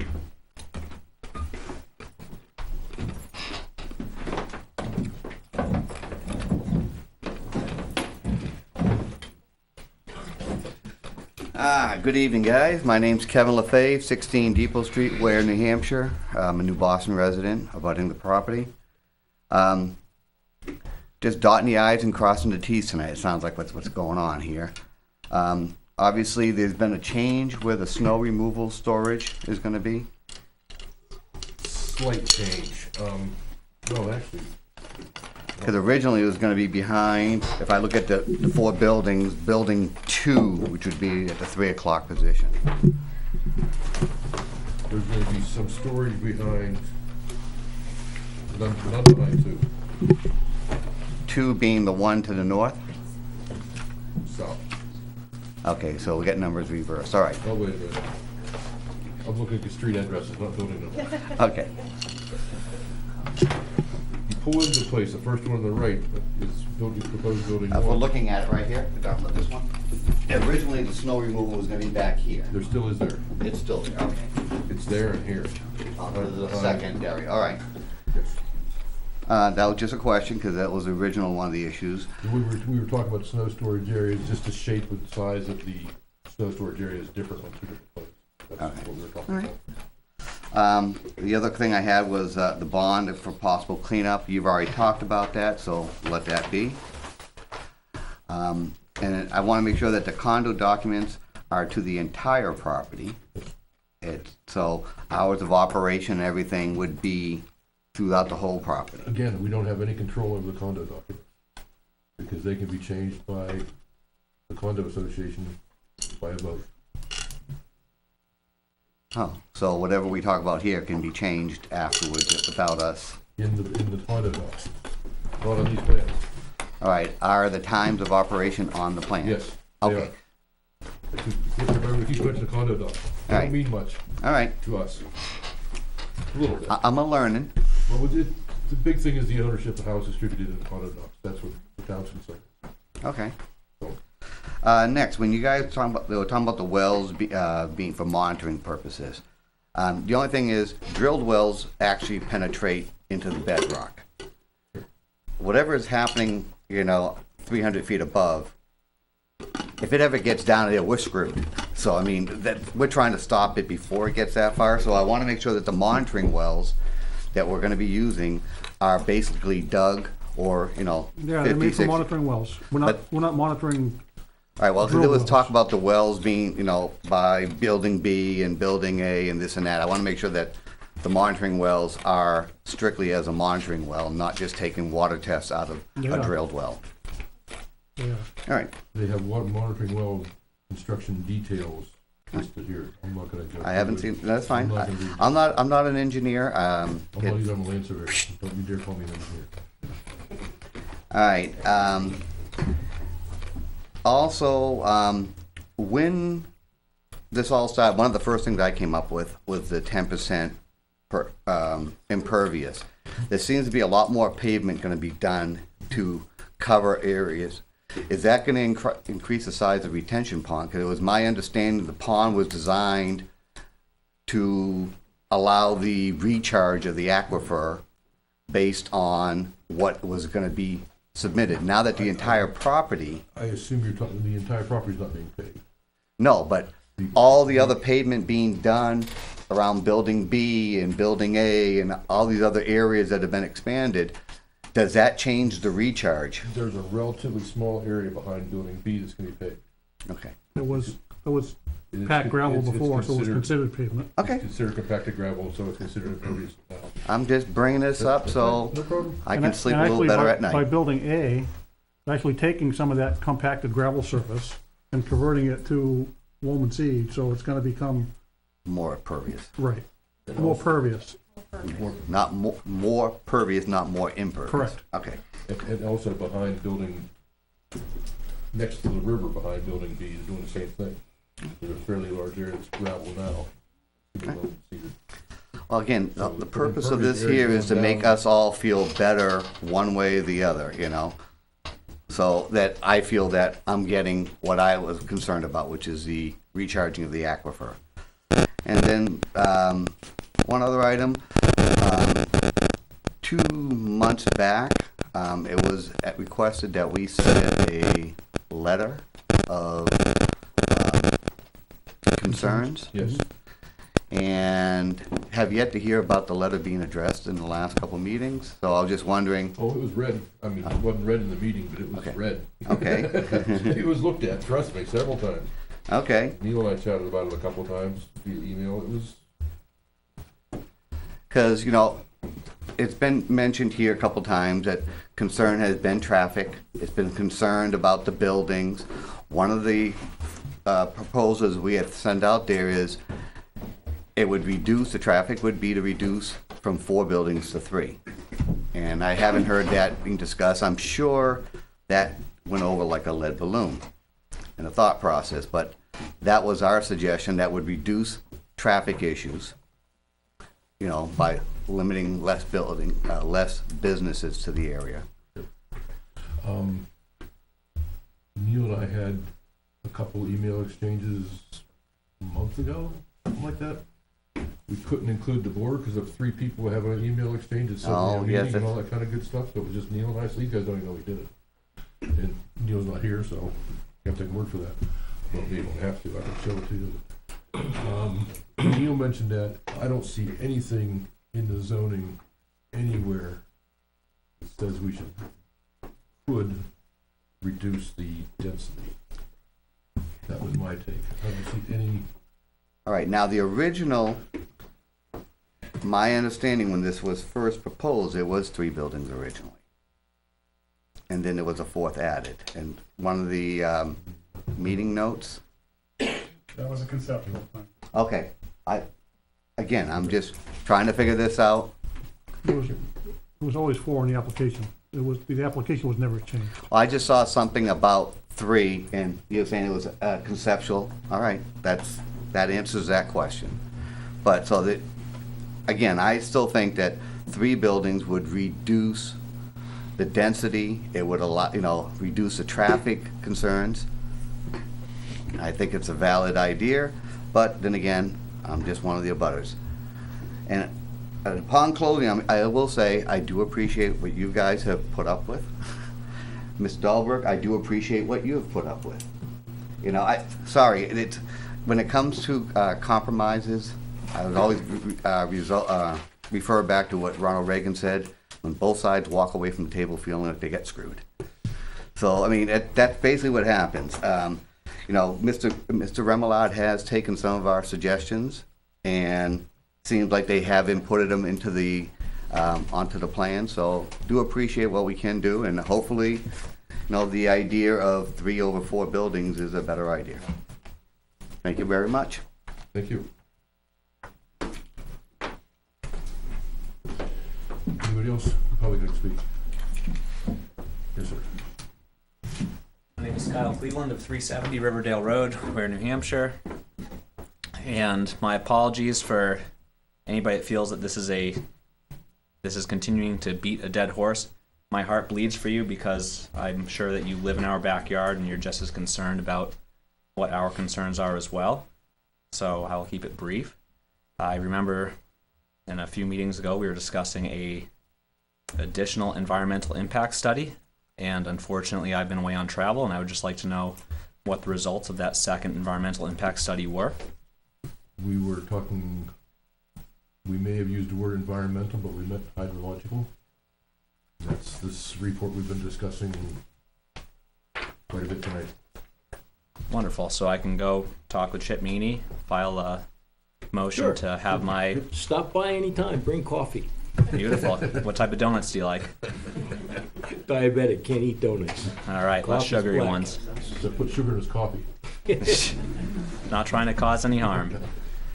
And at that point, I would also like to know if we're looking at, in theory, 20 additional residences, 20 additional owners of the land, 10 existing, if you will. Is it immediately, say this were to pass, that the 10 pre-existing sites then have to conform by the existing or the new guidelines of these 20 buildings? Or is there a grace period for them? Well, that's a good question, isn't it? Pretty much when this is passed. Well, they would have to have some time to, you can't expect them to say, by tomorrow morning, if this area has to be fixed. Understandable. Actually, we have a contract already agreed to by Mr. Remillard to pave out behind, I guess it's Building B. I'm sure he's just waiting until this is done. And that contract will abide by said rules of those Yep. 5 days a week, Yep. 6 to 6 weekdays, Yep. and Yep. 6 noon weekends. No outside storage, Beautiful. You name it. And no work on gravel, nothing with oil in it on gravel.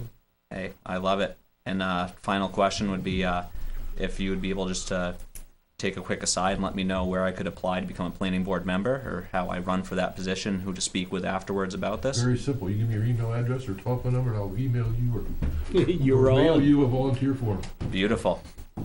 Gentlemen, thank you for your time. Here, write down your email. I guarantee. Happy to I've do been it. sending those out for a while now. Nothing ever happens to them. True. CC'd you on 2 of them just last month. No response from the first guy, by the way. I'm not surprised. No, me either. For the record, it was an accident that I sent it to him anyway. I heard the name wrong. Thank you guys for your time. Thank you. I have one more question. It's painful, it's not your So property, even it's though not- the environmental study was voted on for nothing at one of the meetings a few months back, now it's null No, and right here. void, the environmental study. Because it was voted on for to nothing. It's probably If you, May or April, maybe? May, I think. If I go through my notes, and I know Neil was taking the minutes, and I'm not trying to put Neil down. But we were here when it was voted on. On June 28th, I have written down an asterisk, monitoring wells, study by environmental study. Big blue yes, meaning in my shorthand, that means we voted on it and said yes.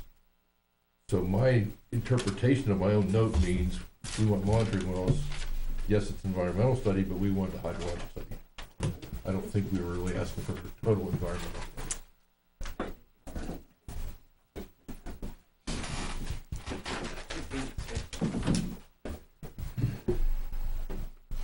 Keep on going back.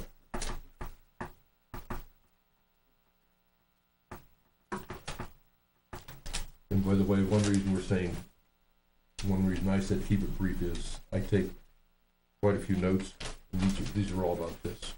And I read them every night before I get here. Every one of them, not just last ones.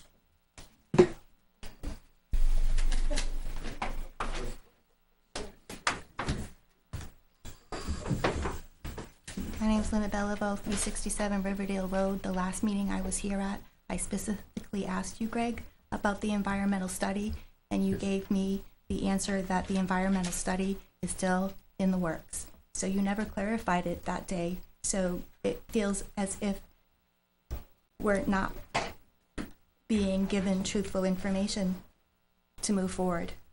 It makes it difficult for us. Thank you.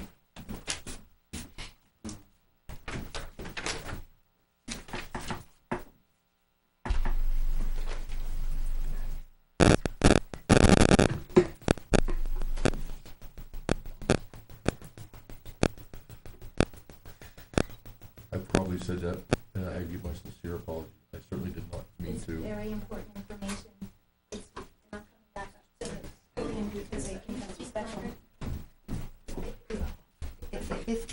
If you know one thing about this is that this is a group of Weare taxpayers that are very concerned about this. And I think we've presented it in a very fair way. And I think that we only want balance, and we want to be able to get the information to provide us with the clarity. We're not here to make anybody work harder. We're trying to make everybody work smarter. So when, a matter such as that great importance to us, to not have clear information, I'm just not a believer of that. I just don't believe that was a mistake. I find that really difficult to digest. Thank you.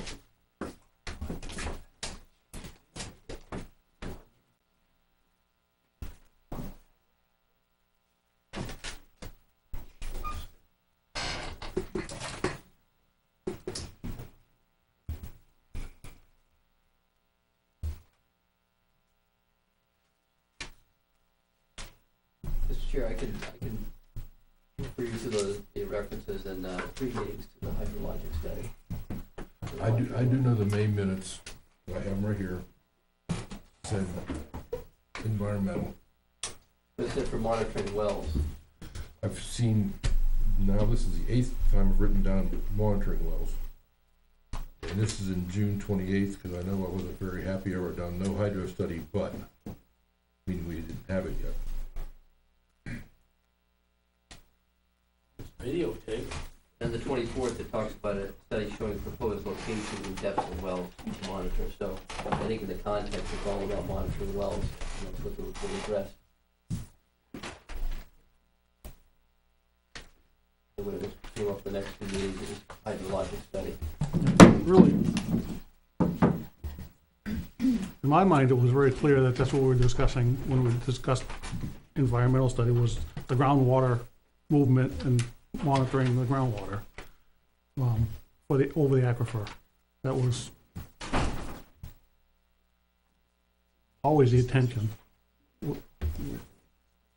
Whether we get the name of the study correct or not, didn't change the intent.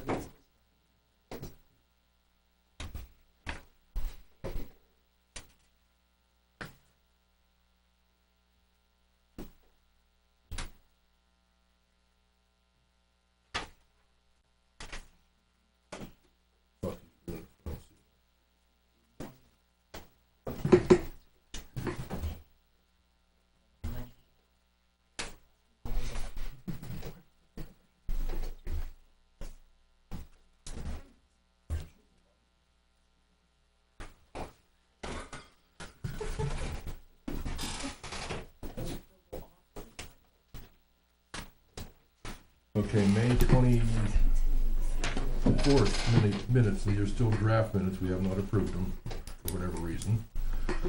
With respect to aquifer protection, the board noted that the existing wells provide different data than wells drilled into the aquifer. Mr. Fillmore, seconded by Mr. Kirk, moved the applicant at its expense provide the board with an environmental study showing proposed locations and depths of wells to monitor contaminants that might be discharged inadvertently from the site.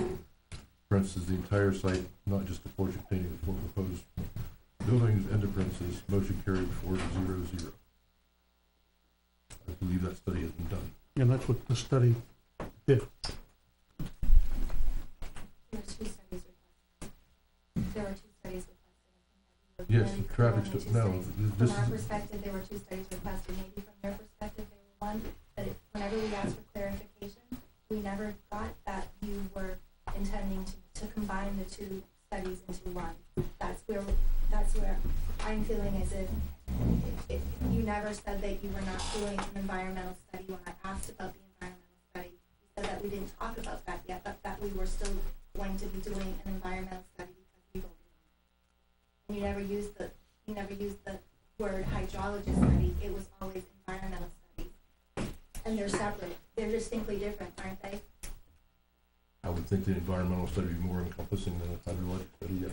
Because we were also Hydrologic study would be a chapter of an environmental study, I would assume. we were also greatly concerned from the get-go about the significant impact to the environment with the clearing of the land. Yes, and we talked about wildlife studies and things like that also.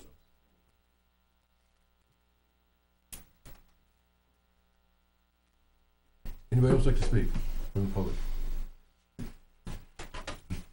Just a minute. Hearing nothing, I close the public hearing. Public comment. Yes, sir. Yes. I think a court reviewing the record and the minutes, it would, I think, would only reach one conclusion, that the study you were talking about was monitoring wells for the groundwater, which is exactly what the Malone study did. There's not only the reference that the chairman read on for the May 24th meeting, but then it comes up the next meeting, a request for a hydrology report, and then the last meeting in July also for a hydrology report. So I think it's the same, we're talking about the same thing, and that's what information that was provided to this board to address the exact concern with the aquifer.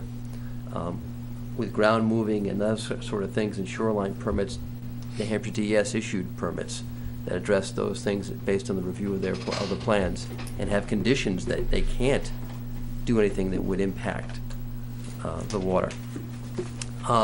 The last point I have, and this is a suggestion for that language that Mr. Chair, you and Mike were talking about.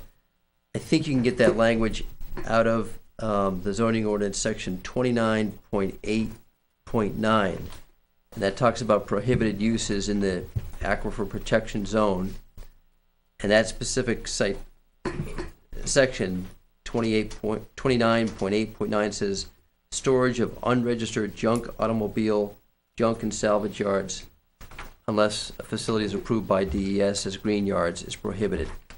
So I think unregistered junk automobiles and junk and salvage yards is the language that you can take right from the statute, or from the ordinance. Because in the permitted use with a repair shop, you're going to have some vehicles that are there registered, inspected, but need something fixed. And with an equipment operation too, other than you're also reasonably going to have some equipment outside. So I think you can get where you want to get with the ordinance itself. But that's just my suggestion. I don't like the word junk in that sense. One person's junk, another person's treasure. But it's an eye of the beholder, yes. There is a statutory definition. I realize that. I'm trying to make things as clear as possible for everybody involved. I really am. And I apologize for any misgivings with environmental versus hydrological. I apologize.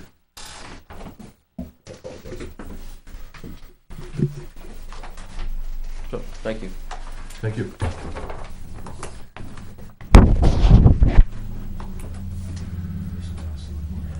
we need to add a note 28 to reference this methods in this hydrological groundwater study and its sampling schedule. Yes.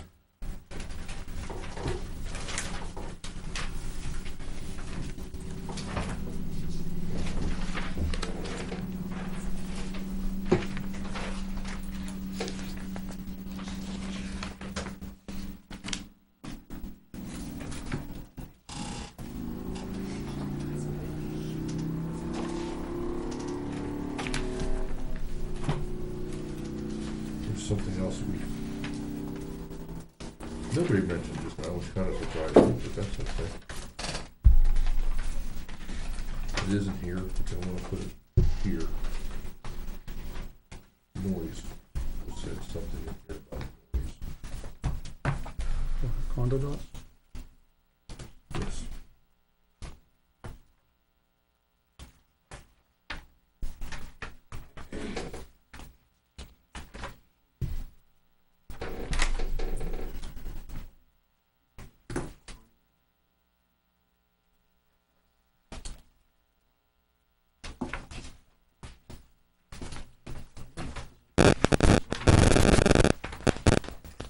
I'm trying to make sure whatever's in here can be put on here.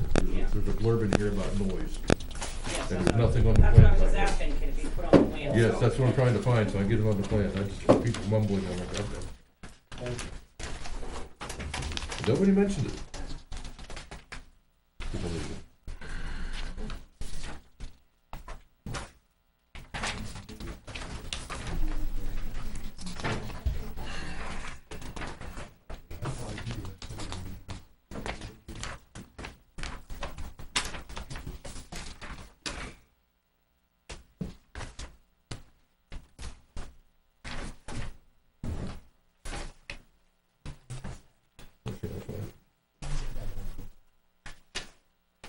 On page 10, Mike.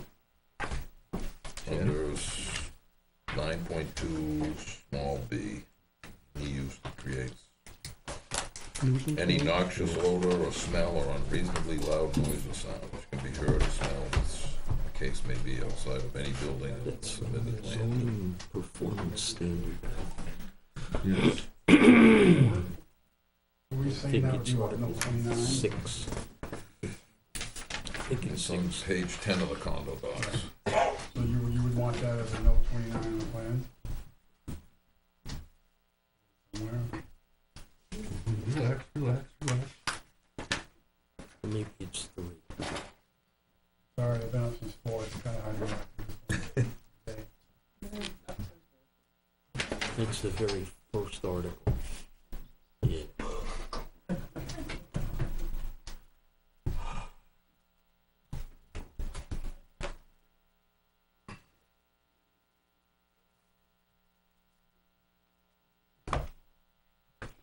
Well, if you could incorporate all of those into the, that would solve one of your problems. F is any automobile, truck, trailer, or RV sale, leasing, display, or repair. Well, you had that one, everybody would be happy. But on the plan, it says you can. Well, it's in the condo doc. Yeah, that's the, Says It's you on the can't. plan, it says he can, can't do it. do auto That's sales and gonna be service. removed from the Well, that's what I'm saying. But that's the one, that's an error in the condo docs, Chuck. it's an error, this is. Oh, that's an error? Yeah. Oh.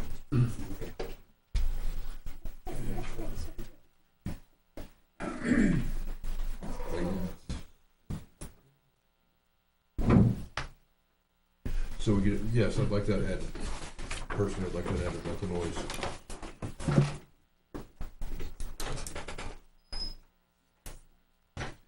What's an unreasonably loud noise? Gunfire. Well, the good thing is the condo docs say outside the building instead of saying off the property. So it's a big difference. Couple of feet. anyway.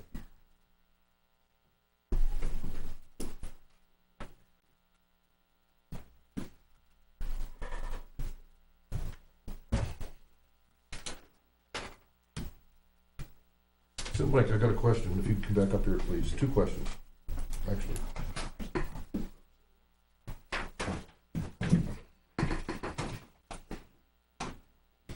Gravel removal hours, that was a new one. I would say just the operational hours. I would think that we'd want to get it done as quickly as possible and not string it out.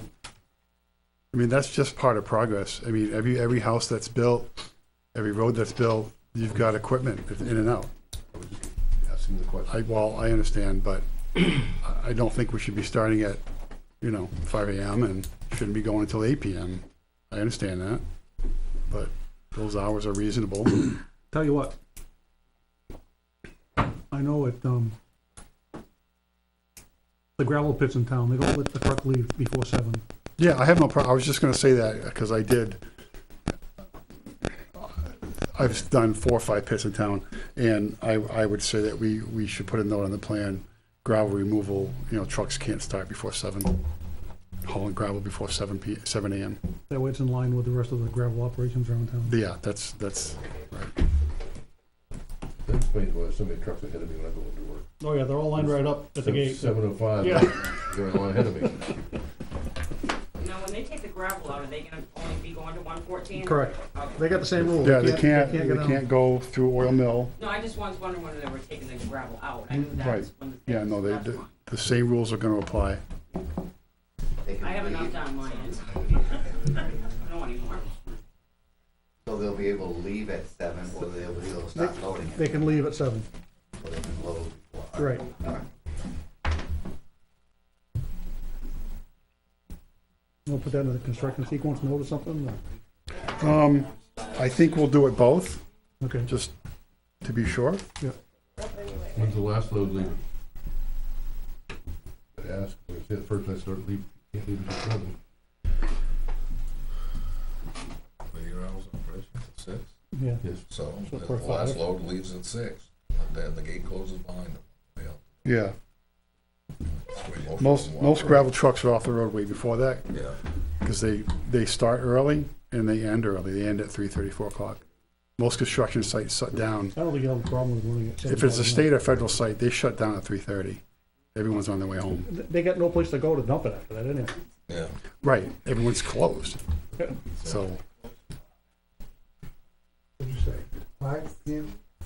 Well, the docs say they can go from 6 to 6, but I mean, gravel will be 7 to 7 to 6. 6, but No Saturdays. no Saturdays. I'm fine with that. yeah.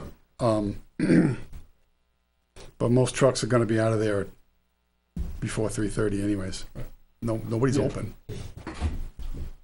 Again, if it's a union job, man, they are done at 3:30 on the nose.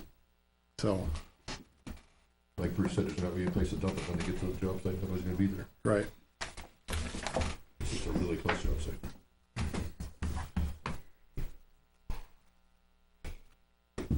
So we agreed to no work to be performed outside the unit.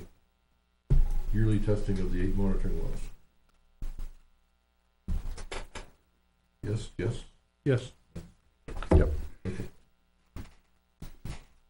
I'm still hung up on the note about outdoor storage. I think the ordinance is clear, but we'll put it this way. If you approve it with that, if we don't like it, then we would pursue an administrative appeal.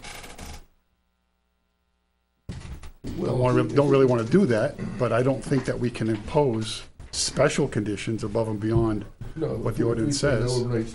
No overnight outdoor storage of any kind excluding registered and inspected vehicles. And to Mr. Nelson's point, the company truck has a diesel tank in the bed of the truck. He's not allowed to store there anyway, he's not allowed to park there anyway. He is, but Not by the the ordinance speaks to transfer of fuels over 5 gallons are in containment.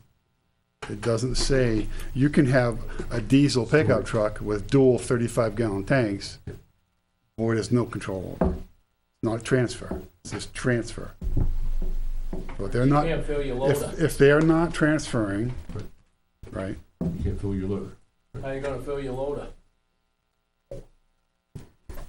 then they have to do it over containment. I don't know, do it off-site. all that.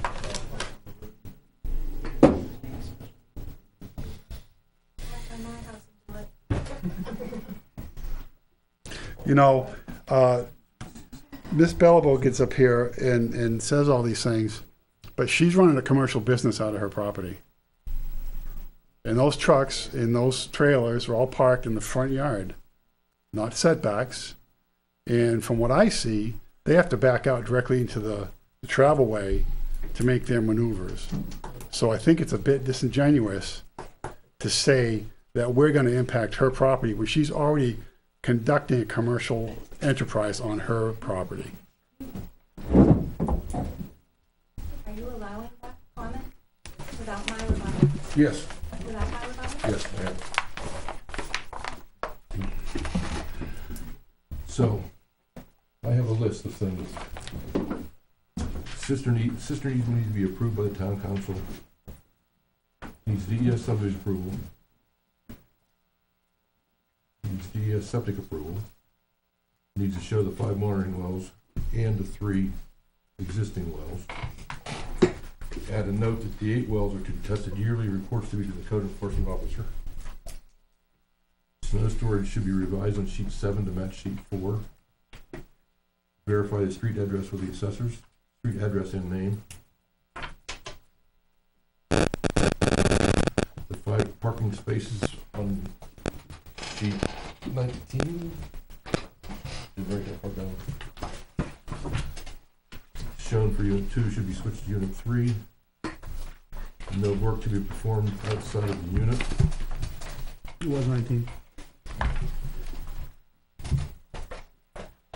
Add the noise level note from the condo docks, which is 9.2, parentheses B, small b. Another note excluding, no overnight outdoor storage of any kind, excluding registered and inspected vehicles.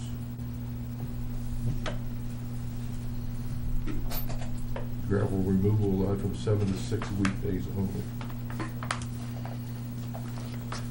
And then we want What am I missing? to, from the groundwater sampling, you want to sample it per the protocols listed in, Well, I assumed that, but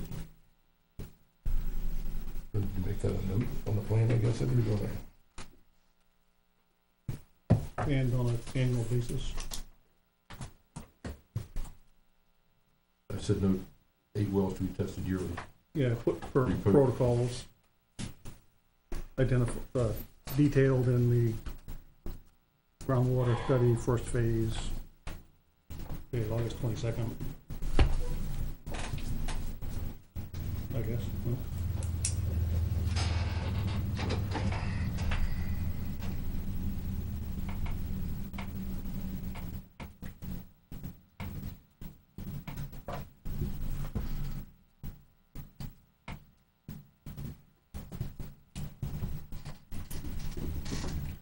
Last but not least, the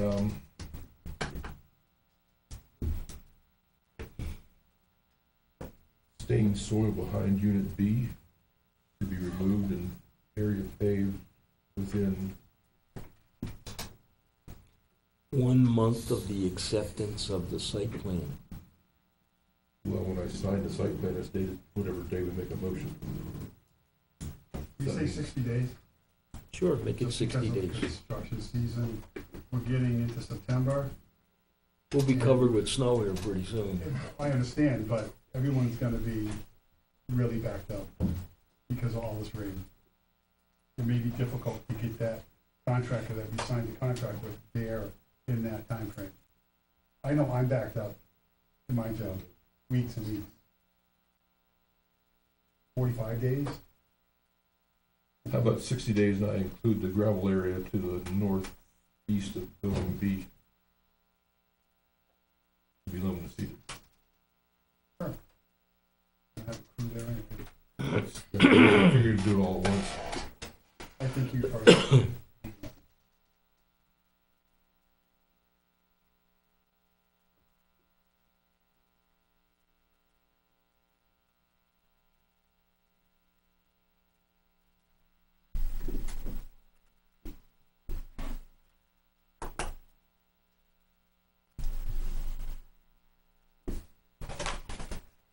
And they got something about fixing the snow storage.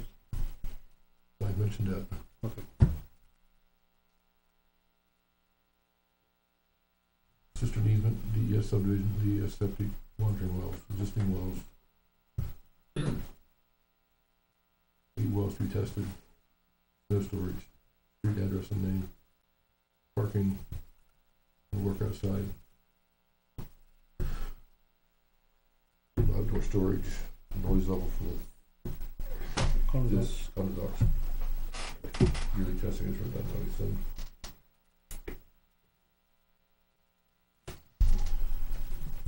Just thought of something I forgot, I don't remember what it was. Went by that quick. Silt fence? The construction fencing on sheet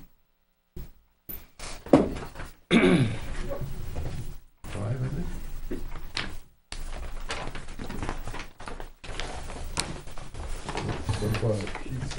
Yeah. 6. Erosion control fence. Erosion control blanket.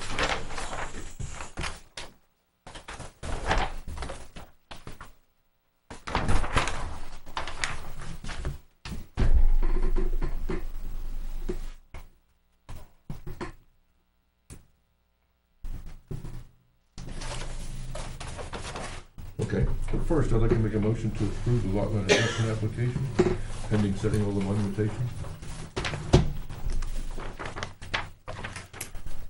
No, I don't have the map in front of me.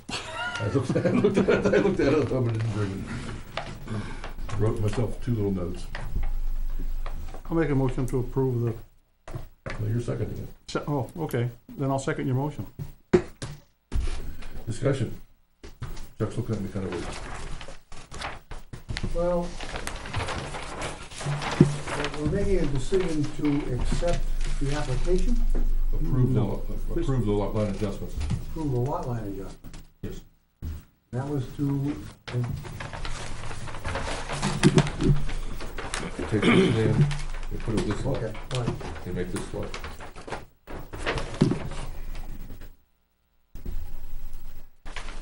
Discussion? Any more discussion? All in favor? Aye. Opposed? Same? Aye. Motion carried 3-0-1.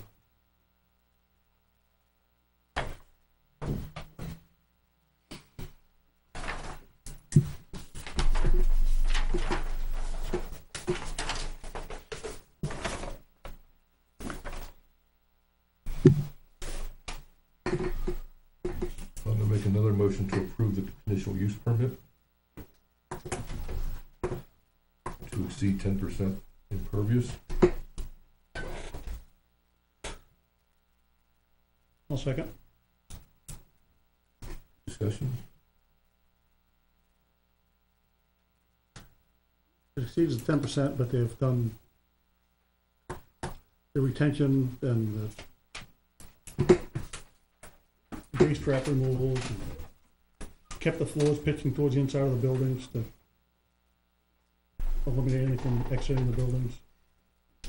They've converted some impervious to pervious on the existing portion of the lot. They're not making, actually, an existing portion of the lot, they're making less impervious. The only area being added to the existing portion of the lot is behind building B. Right, but that's impervious now. It's impervious now, right? They're removing quite a bit of impervious Right, to the north of building B. and that process And area there there, and a little bit beside building A. right. All the new development is going to the detention basin and it's gonna be infiltrated. I think they met the, I believe they met the intent of the conditional use permit. I do too.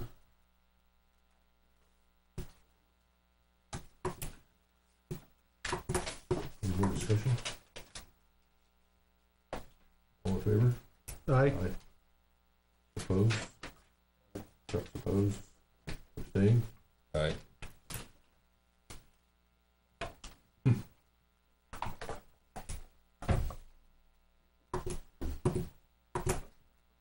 What's that mean?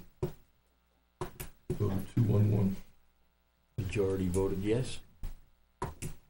No, which the majority voted, two people voted yes. Yeah, one abstained, so he doesn't count. One voted no. Because he wants the aquifer to get polluted. You have a lawyer out here, ask him. He's working for the wrong side. Yeah, he can send us a bill. I know what his answer's gonna be.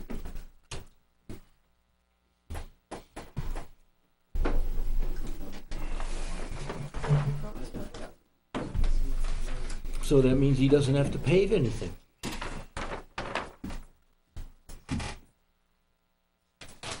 That means you can't pay more than 10% of the total lot area, it can't be impervious. So he leaves the rest gravel. Probably can't build any buildings. No, probably can't. Make a gravel parking lot around the 4 buildings. That's what it means. Take the existing gravel area behind building B, and you're transferring it to the roof lines of buildings 1, 2, 3, 4.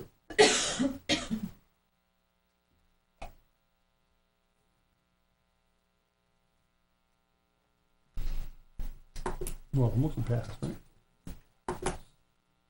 I don't know.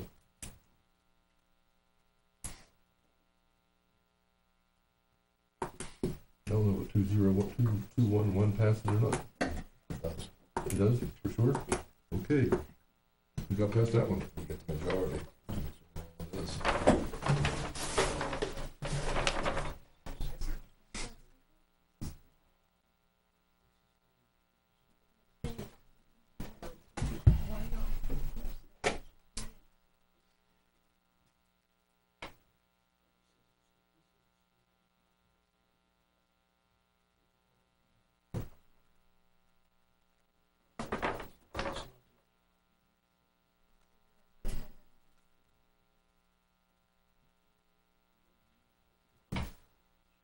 You want me to do it, don't you?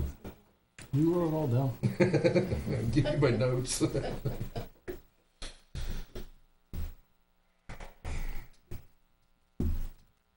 Okay. I'll make a motion to approve Whitetail Commercial Condominium at 24 Oil Mill Road with the following conditions. 1, the cistern easement needs to be approved by town council. And the fire. No, just town council. NHD subdivision needs to be received. NHD septic design needs to be approved. Need to show the 5 proposed monitoring wells and the 3 existing wells. Add a note that these 8 wells are to be tested yearly per the protocols mentioned in the groundwater study dated August 22nd, 2018, and the results to be given to the code enforcement officer. Snow storage should be revised on sheet 7 to match sheet 4. Need to verify the street addresses and names with assessing. Yes, The it was 5, also 911. the 5 parking, sheet 19, the 5 parking spaces should be labeled for unit 3 instead of unit 2.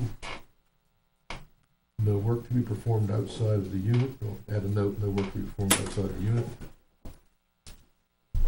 Revise sheet 6 to add construction fencing near abutting lot 204.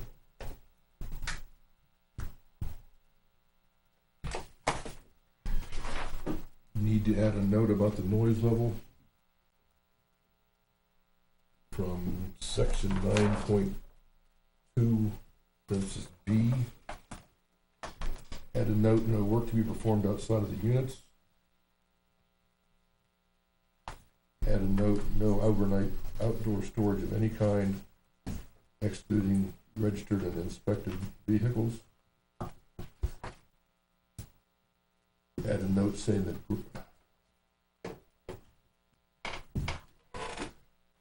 during construction of gravel removal, trucks cannot leave until 7 a.m.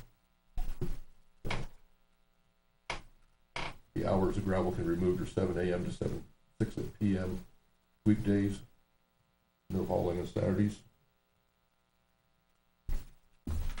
The area of the remediation behind building B and the gravel surface to be reseeded north of building B to be done within 60 days.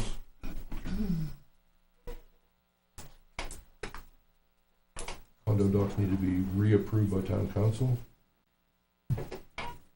And I want this sheet recorded to the registry of deeds. What sheet is that? One, We can record it with the condo set. that's what I figured, it'd be easy to do. That way I'll sign it. Right to know, everybody can find out for $5 what it says. Exactly. You can look it up online for free. You can print it for $5. Excuse me. Right. Yes, you can look up for free.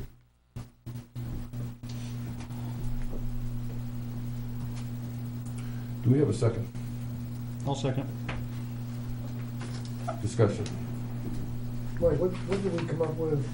You probably just explained it, but I guess I missed it. On the parking of vehicles, inside, outside. No Or over, equipment, I guess, vehicles and equipment. no overnight outdoor storage of any kind, excluding registered and inspected vehicles. That's the way it's written. It's written up. You have a brilliant idea, I'd like to hear it. I have an idea, but it's not on that. No. Okay. I just wanted to, I'm still sitting here at the last minute debating which way we're going on this, but here's the things that I've been thinking about, kind of all day. This particular development is located on an aquifer, very, very close to the river. It's very, very close to Riverdale Village. In fact, you could throw a rock from the development into either one of them. It adds additional travel to an area that already has a lot of travel. Most likely, there would have been a good visual screen to the complex, but it was clear cut, which is the one that really bothers me. I'm gonna slightly disagree with that. Would you? You don't think I don't think it cleared a whole lot more than what would have been cleared to do the construction. Well, it's hard to tell, because it was all gone when we got there. True. All it was stumps. Right. So there was But no, he did clear a little more, but not a lot more. I thought it was very poor taste, and not the work of a thoughtful neighbor developer, as we. I don't disagree with the poor taste comment at all. I think it would have been nice to leave whatever trees he could have, but he instead he's gonna buy a bunch of new spruce trees. Well, I wouldn't live long enough to see. I need to amend my motion. The other thing that, in any type of development like this, although I see there's a lot of safeguards being built in, the individual tenants do not have to come before the planning board. And, you get used to, if somebody comes in and they're building a building and they know what they're gonna do, and they go through the ringer. But in this case, that won't happen, and maybe it should. We've talked about this before, but, Things like- people always come in and they pull out the zoning regs and say, well, it's not listed here, and they're good as gold, because there's more ways around things than there are through them. And, so it's just something that I think it's kind of it's something to worry about, especially in this area. The other thing, the young lady got up and talked about not being able to get some documentation. And, some of the documentation, planning board members get, this is dated August 22nd. Was that yesterday or today? Yesterday. Mhm. So, and it's what, 50 pages or some such thing? And what happens is a lot of reports and things, the developers, or whoever it may be, the various town officials and officers, they all come in either the day of the meeting and so on. I mean, it would take a long time to go through these and then understand them. That's the second thing. Because if you read them on your own, you know, at least for me, I'm trying to think, what the heck are they talking about? So, you know, I can sympathize with this person, and there should be a remedy. On that same note, I'm gonna mention something to the selectmen's rep over here. The town office being closed in the afternoons of a planning board meeting really isn't fair to the butters or to Chip. To expect him to quit at whatever time it is and come back here at 7 o'clock, or the butters not being able to get in here the afternoon of the meeting. But I know why we do it. It makes sense to do it. And we would like to discuss that at some point in time. But that'll be brought up, Well, put all the on, time. put on the agenda at the selectmen's meeting and then brought up for that, so. It is inconvenient for everybody. Well, it's because they also stay open late, It's to suit one person. yep, one night a week, so, but, that could also possibly be changed. Make the town hall open one night a week except for the land use department.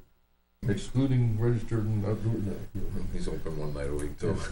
close him every night. But, yeah, no, I mean, I don't disagree. That's, It would make it easier for us and them, I'm sure. so, I mean, I think something that should be brought up, put on the agenda of the I'm not trying to interrupt you, Chuck. selectmen's meeting, and It's all right, we I'm can listening. address it from there. I know lots of times I get emails or phone calls from Chip at 12:28. Matter of fact, today I got 2. I was in Ringe, so I couldn't listen to them. And the last words were, "I'm going home." Yeah. There was a time when kind of a self-imposed rule that was never followed. It said, well, we need any documentation, I don't know, it was a week or what it was ahead, you know. It was a good thought. That's as far as it ever went, because people come in with late, with some documents that are late, nonetheless, we have a time scale. We can't just say, well, put it off till next month. So it's a little tough to deal with, but it's a problem, especially on something of this magnitude. A lot of stuff we get doesn't make too much difference. But, well, anyway, if I said what I'm gonna say, That's something that could be dealt with when you get to changing zoning regulations and ordinances in the fall. No, it goes to something. Well, you could go in subdivision, and it could also go as a town ordinance. We'll make it town ordinance. Either go on subdivision and site Why? plan. It gets buried in that other office, nobody even knows it's there. Then somebody's gonna bring us in a piece of paper with an eye dotted and say, sorry, I can't hear you for a month. Chuck did bring up a good point that we discussed several times about the use. And we do have in here little site plan regulations in the back of this thing.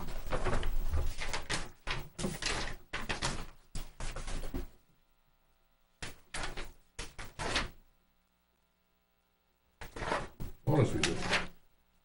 I can almost quote that one for you. A change of use site plan.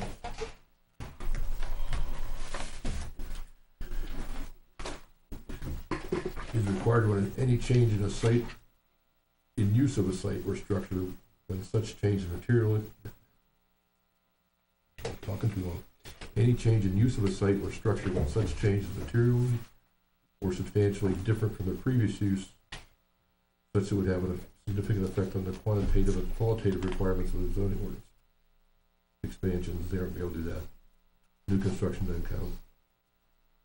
That's really the one to hang our hat on if we're gonna hang our hat on it. I personally do not have a problem making 20 people come in here with a change of use application. change of use in this case being from nothing to something? Yes. Okay. Or just, if you look at the site plan regulation, the requirements for a site plan, every business in town should file a site plan. I mean, I used to drag people in here kicking and screaming, and somebody would let them go. He's on vacation now. it's on the board? Yeah. Oh, that's an allowed use, we don't need a site plan. Every great. business should have a site plan. He's great, yes.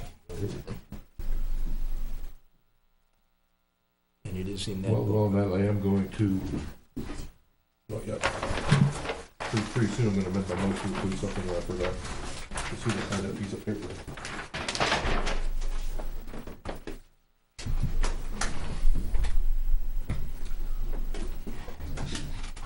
A little piece of paper. 11 by 17, one sheet of paper that's rolled up with this.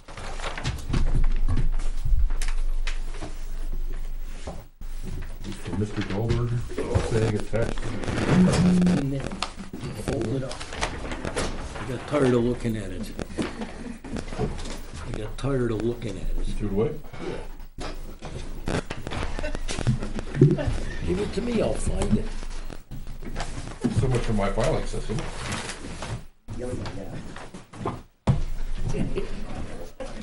Now you know how I really feel.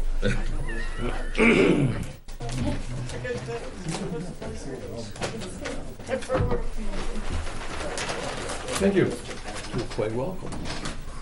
I'd like to amend my motion to add another condition that the applicant pays a bond in the amount of $65,666, of which $11,560 is for landscaping and $54,100 is for the reclamation, in case he doesn't go through the whole thing. The $11,560 I'd like to be held until all trees have been alive for 3 years. Perfect. That way, if they die, we still have money. My, If they die after 3 years. my successor will know what to do then. If they die after 3 years, I'm sorry, I don't have any money. I'll You second my amendment? second that amendment, I'll accept the amendment, however you wanna do it. As a second. To the main motion. Any further discussion?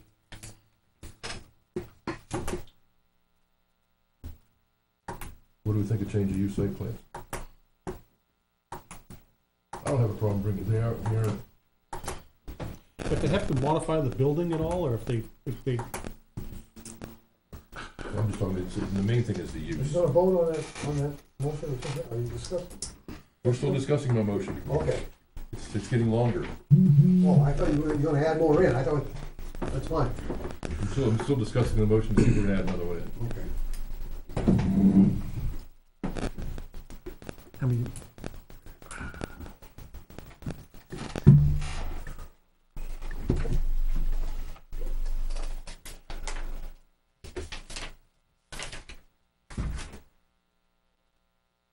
I don't think we need to do it, look at a site plan just because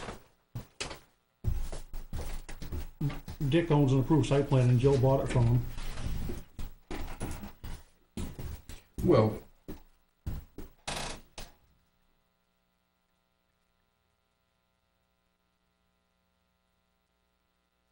in all reality, the change of use site plan, if it's a listed use. Right, and if they're not gonna do anything outside, like the site plan requires, I mean, we've kinda really put limits here on the site that we have, I mean, the cost is gonna Haven't be, seen before. the cost is gonna be minimal. It'll be $100 for the application, $10 to notify all these people, because they're all gonna be butters of condominium. And then they all get to come in and tell them, talk to us again. We wouldn't have seen them for a while. But in all reality, if somebody's gonna go in there and put in an automotive repair place, nothing we're gonna change. right, If somebody's gonna go in and put a bank in there, yeah, we're gonna change things. right, if all of a sudden they're gonna put a drive-up window or something, that's different. Right. Right. But it would give everybody a peace of mind to know we were hearing each applicant. And for $100 and some, realize it's $100 and some and 21 days.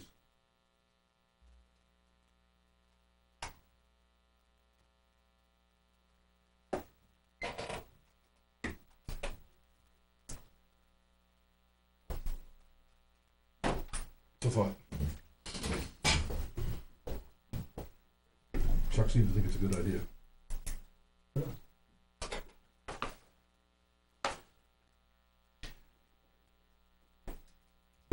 Put that into a motion for? Well, I agree that, we're still discussing, Chuck. I'm discussing, maybe we aren't, but I am. Okay. Well, I agree with Bruce that as long as they're doing what's down here, it shouldn't be a big deal. At the same time, it's a good time to, impress them, yes, impress the buyer of the condominium unit that they better not be doing anything outside the building. I mean, there's a lot of gray area in those regs. You could, not intended that way. It's amazing what I hear from people who come in here. It's like the regs don't even apply because they don't address what I want to do. So what do we do now? Well, it applies.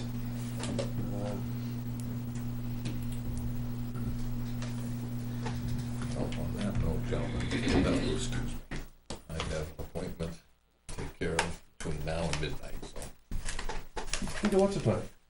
yeah, I gotta be in Concord. By 10, quarter after, so. My day continues. I'm gonna amend my motion to include a change of use site plan for each unit. It goes from vacant to something. Or should I just say, each unit is going to require a change of use site plan? Sounds better. So now the pressure's on you to either accept my. I'll take your amendment. I'll second it. More discussion. What I forget? Nothing. I'm sure I forgot. You got this included in the motion. This. Yeah. Yes. My- Can you read that back to me, please, ma'am? or don't look like that. Because you're, what you wrote is pretty important. Just what you just said to me? The whole motion. Oh, to include the change of use? Start from, Oh, you mean the whole start thing? from the sister easement. She's new at this, guys, so. Understandable. You have, okay, so, You want me to repeat it? Would that be better? I have some, I just don't have it all, but go ahead. Sorry. I need a drink of water. The first condition was a cistern easement be approved by town council. Second was receipt of NHDES subdivision approval. Third was NHDES septic approval. Fourth was show the 5 proposed monitoring wells and the 3 existing wells. Add a note that the 8 wells will be tested yearly. Slow down, she's typing. Go ahead. Per protocols listed in the groundwater study dated April 22nd, 2018, and the results reported to the code enforcement officer.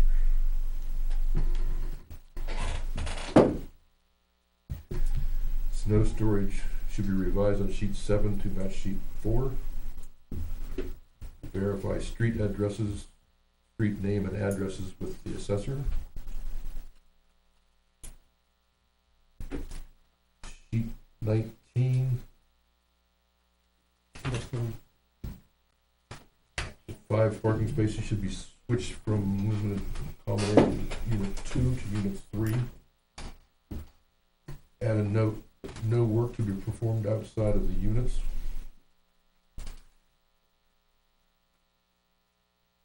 Add some construction fence on sheet 6 near lot 204.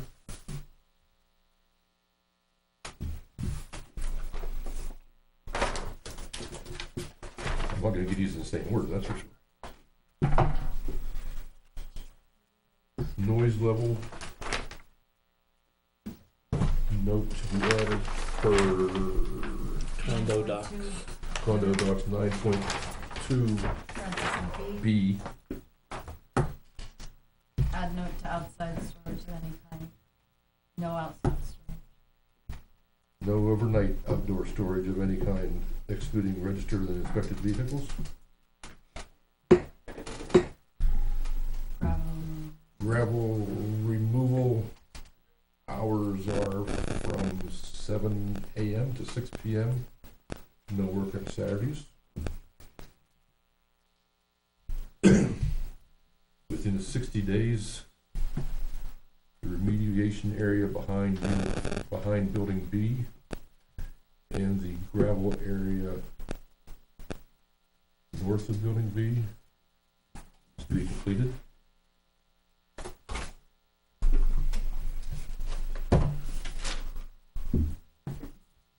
A bond, oh yes, thank you, that's the piece of paper I was looking for.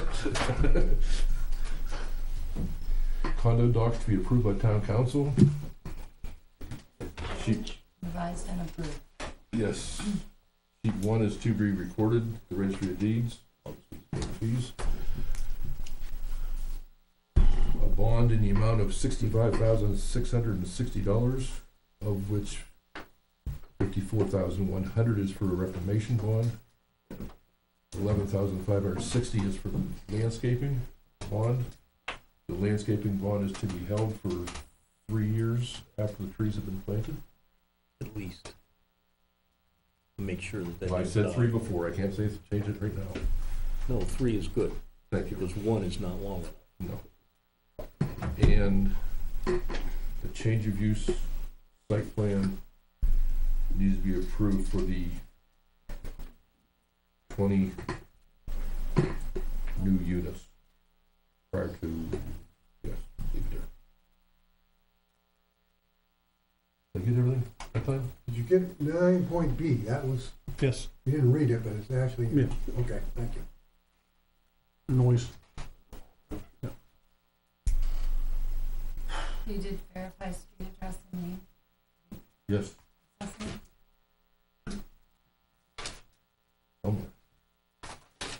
No work to be performed outside unit. Yes.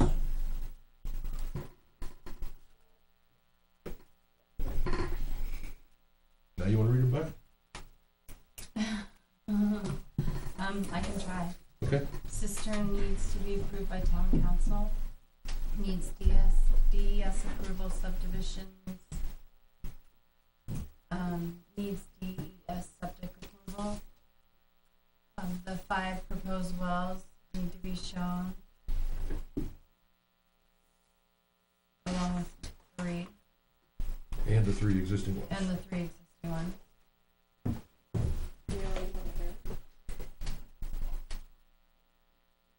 No work to be performed outside unit.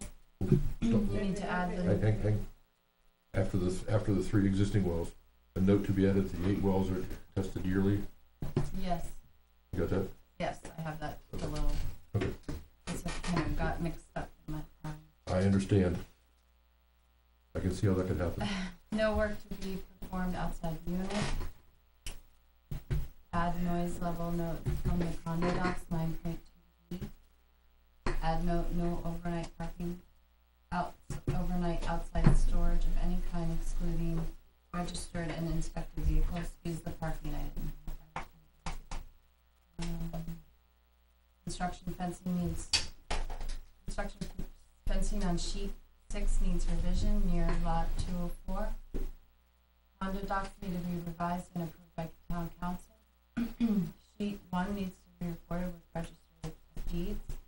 The stained soil behind unit be an area paved within 2 months of accepted site plan. I don't have that clear.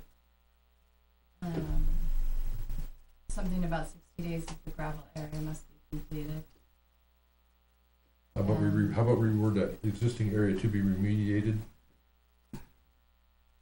east of Building B. And paved. Building B, Yes. East of Building B is to be paved. And the existing gravel surface north of Building B is to be loamed and seeded within 60 days.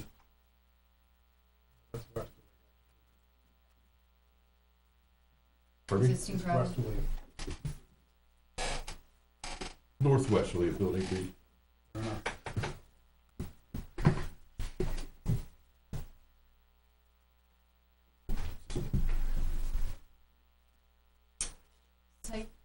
Site plan regulations, change of use is required and,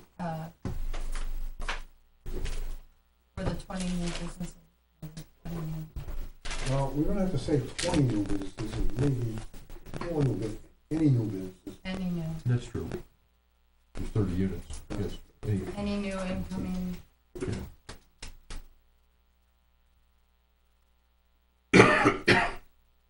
and, you amended the bond for the trees, and I didn't quite get that one. Yeah, Bond in the amount of $54,100, yes, of which, no, sorry. A bond in the amount of $65,660, of which $54,100 is a reclamation bond, and and the $11,560 is for the landscaping bond. The landscaping bond to be held for 3 years after the trees are planted.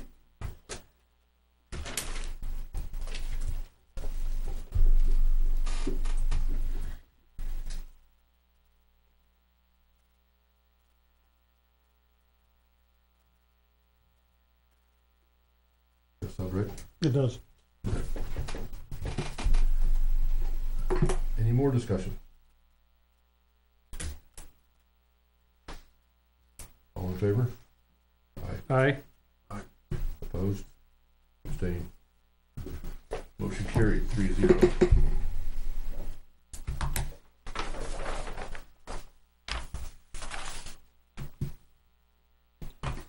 Thank you.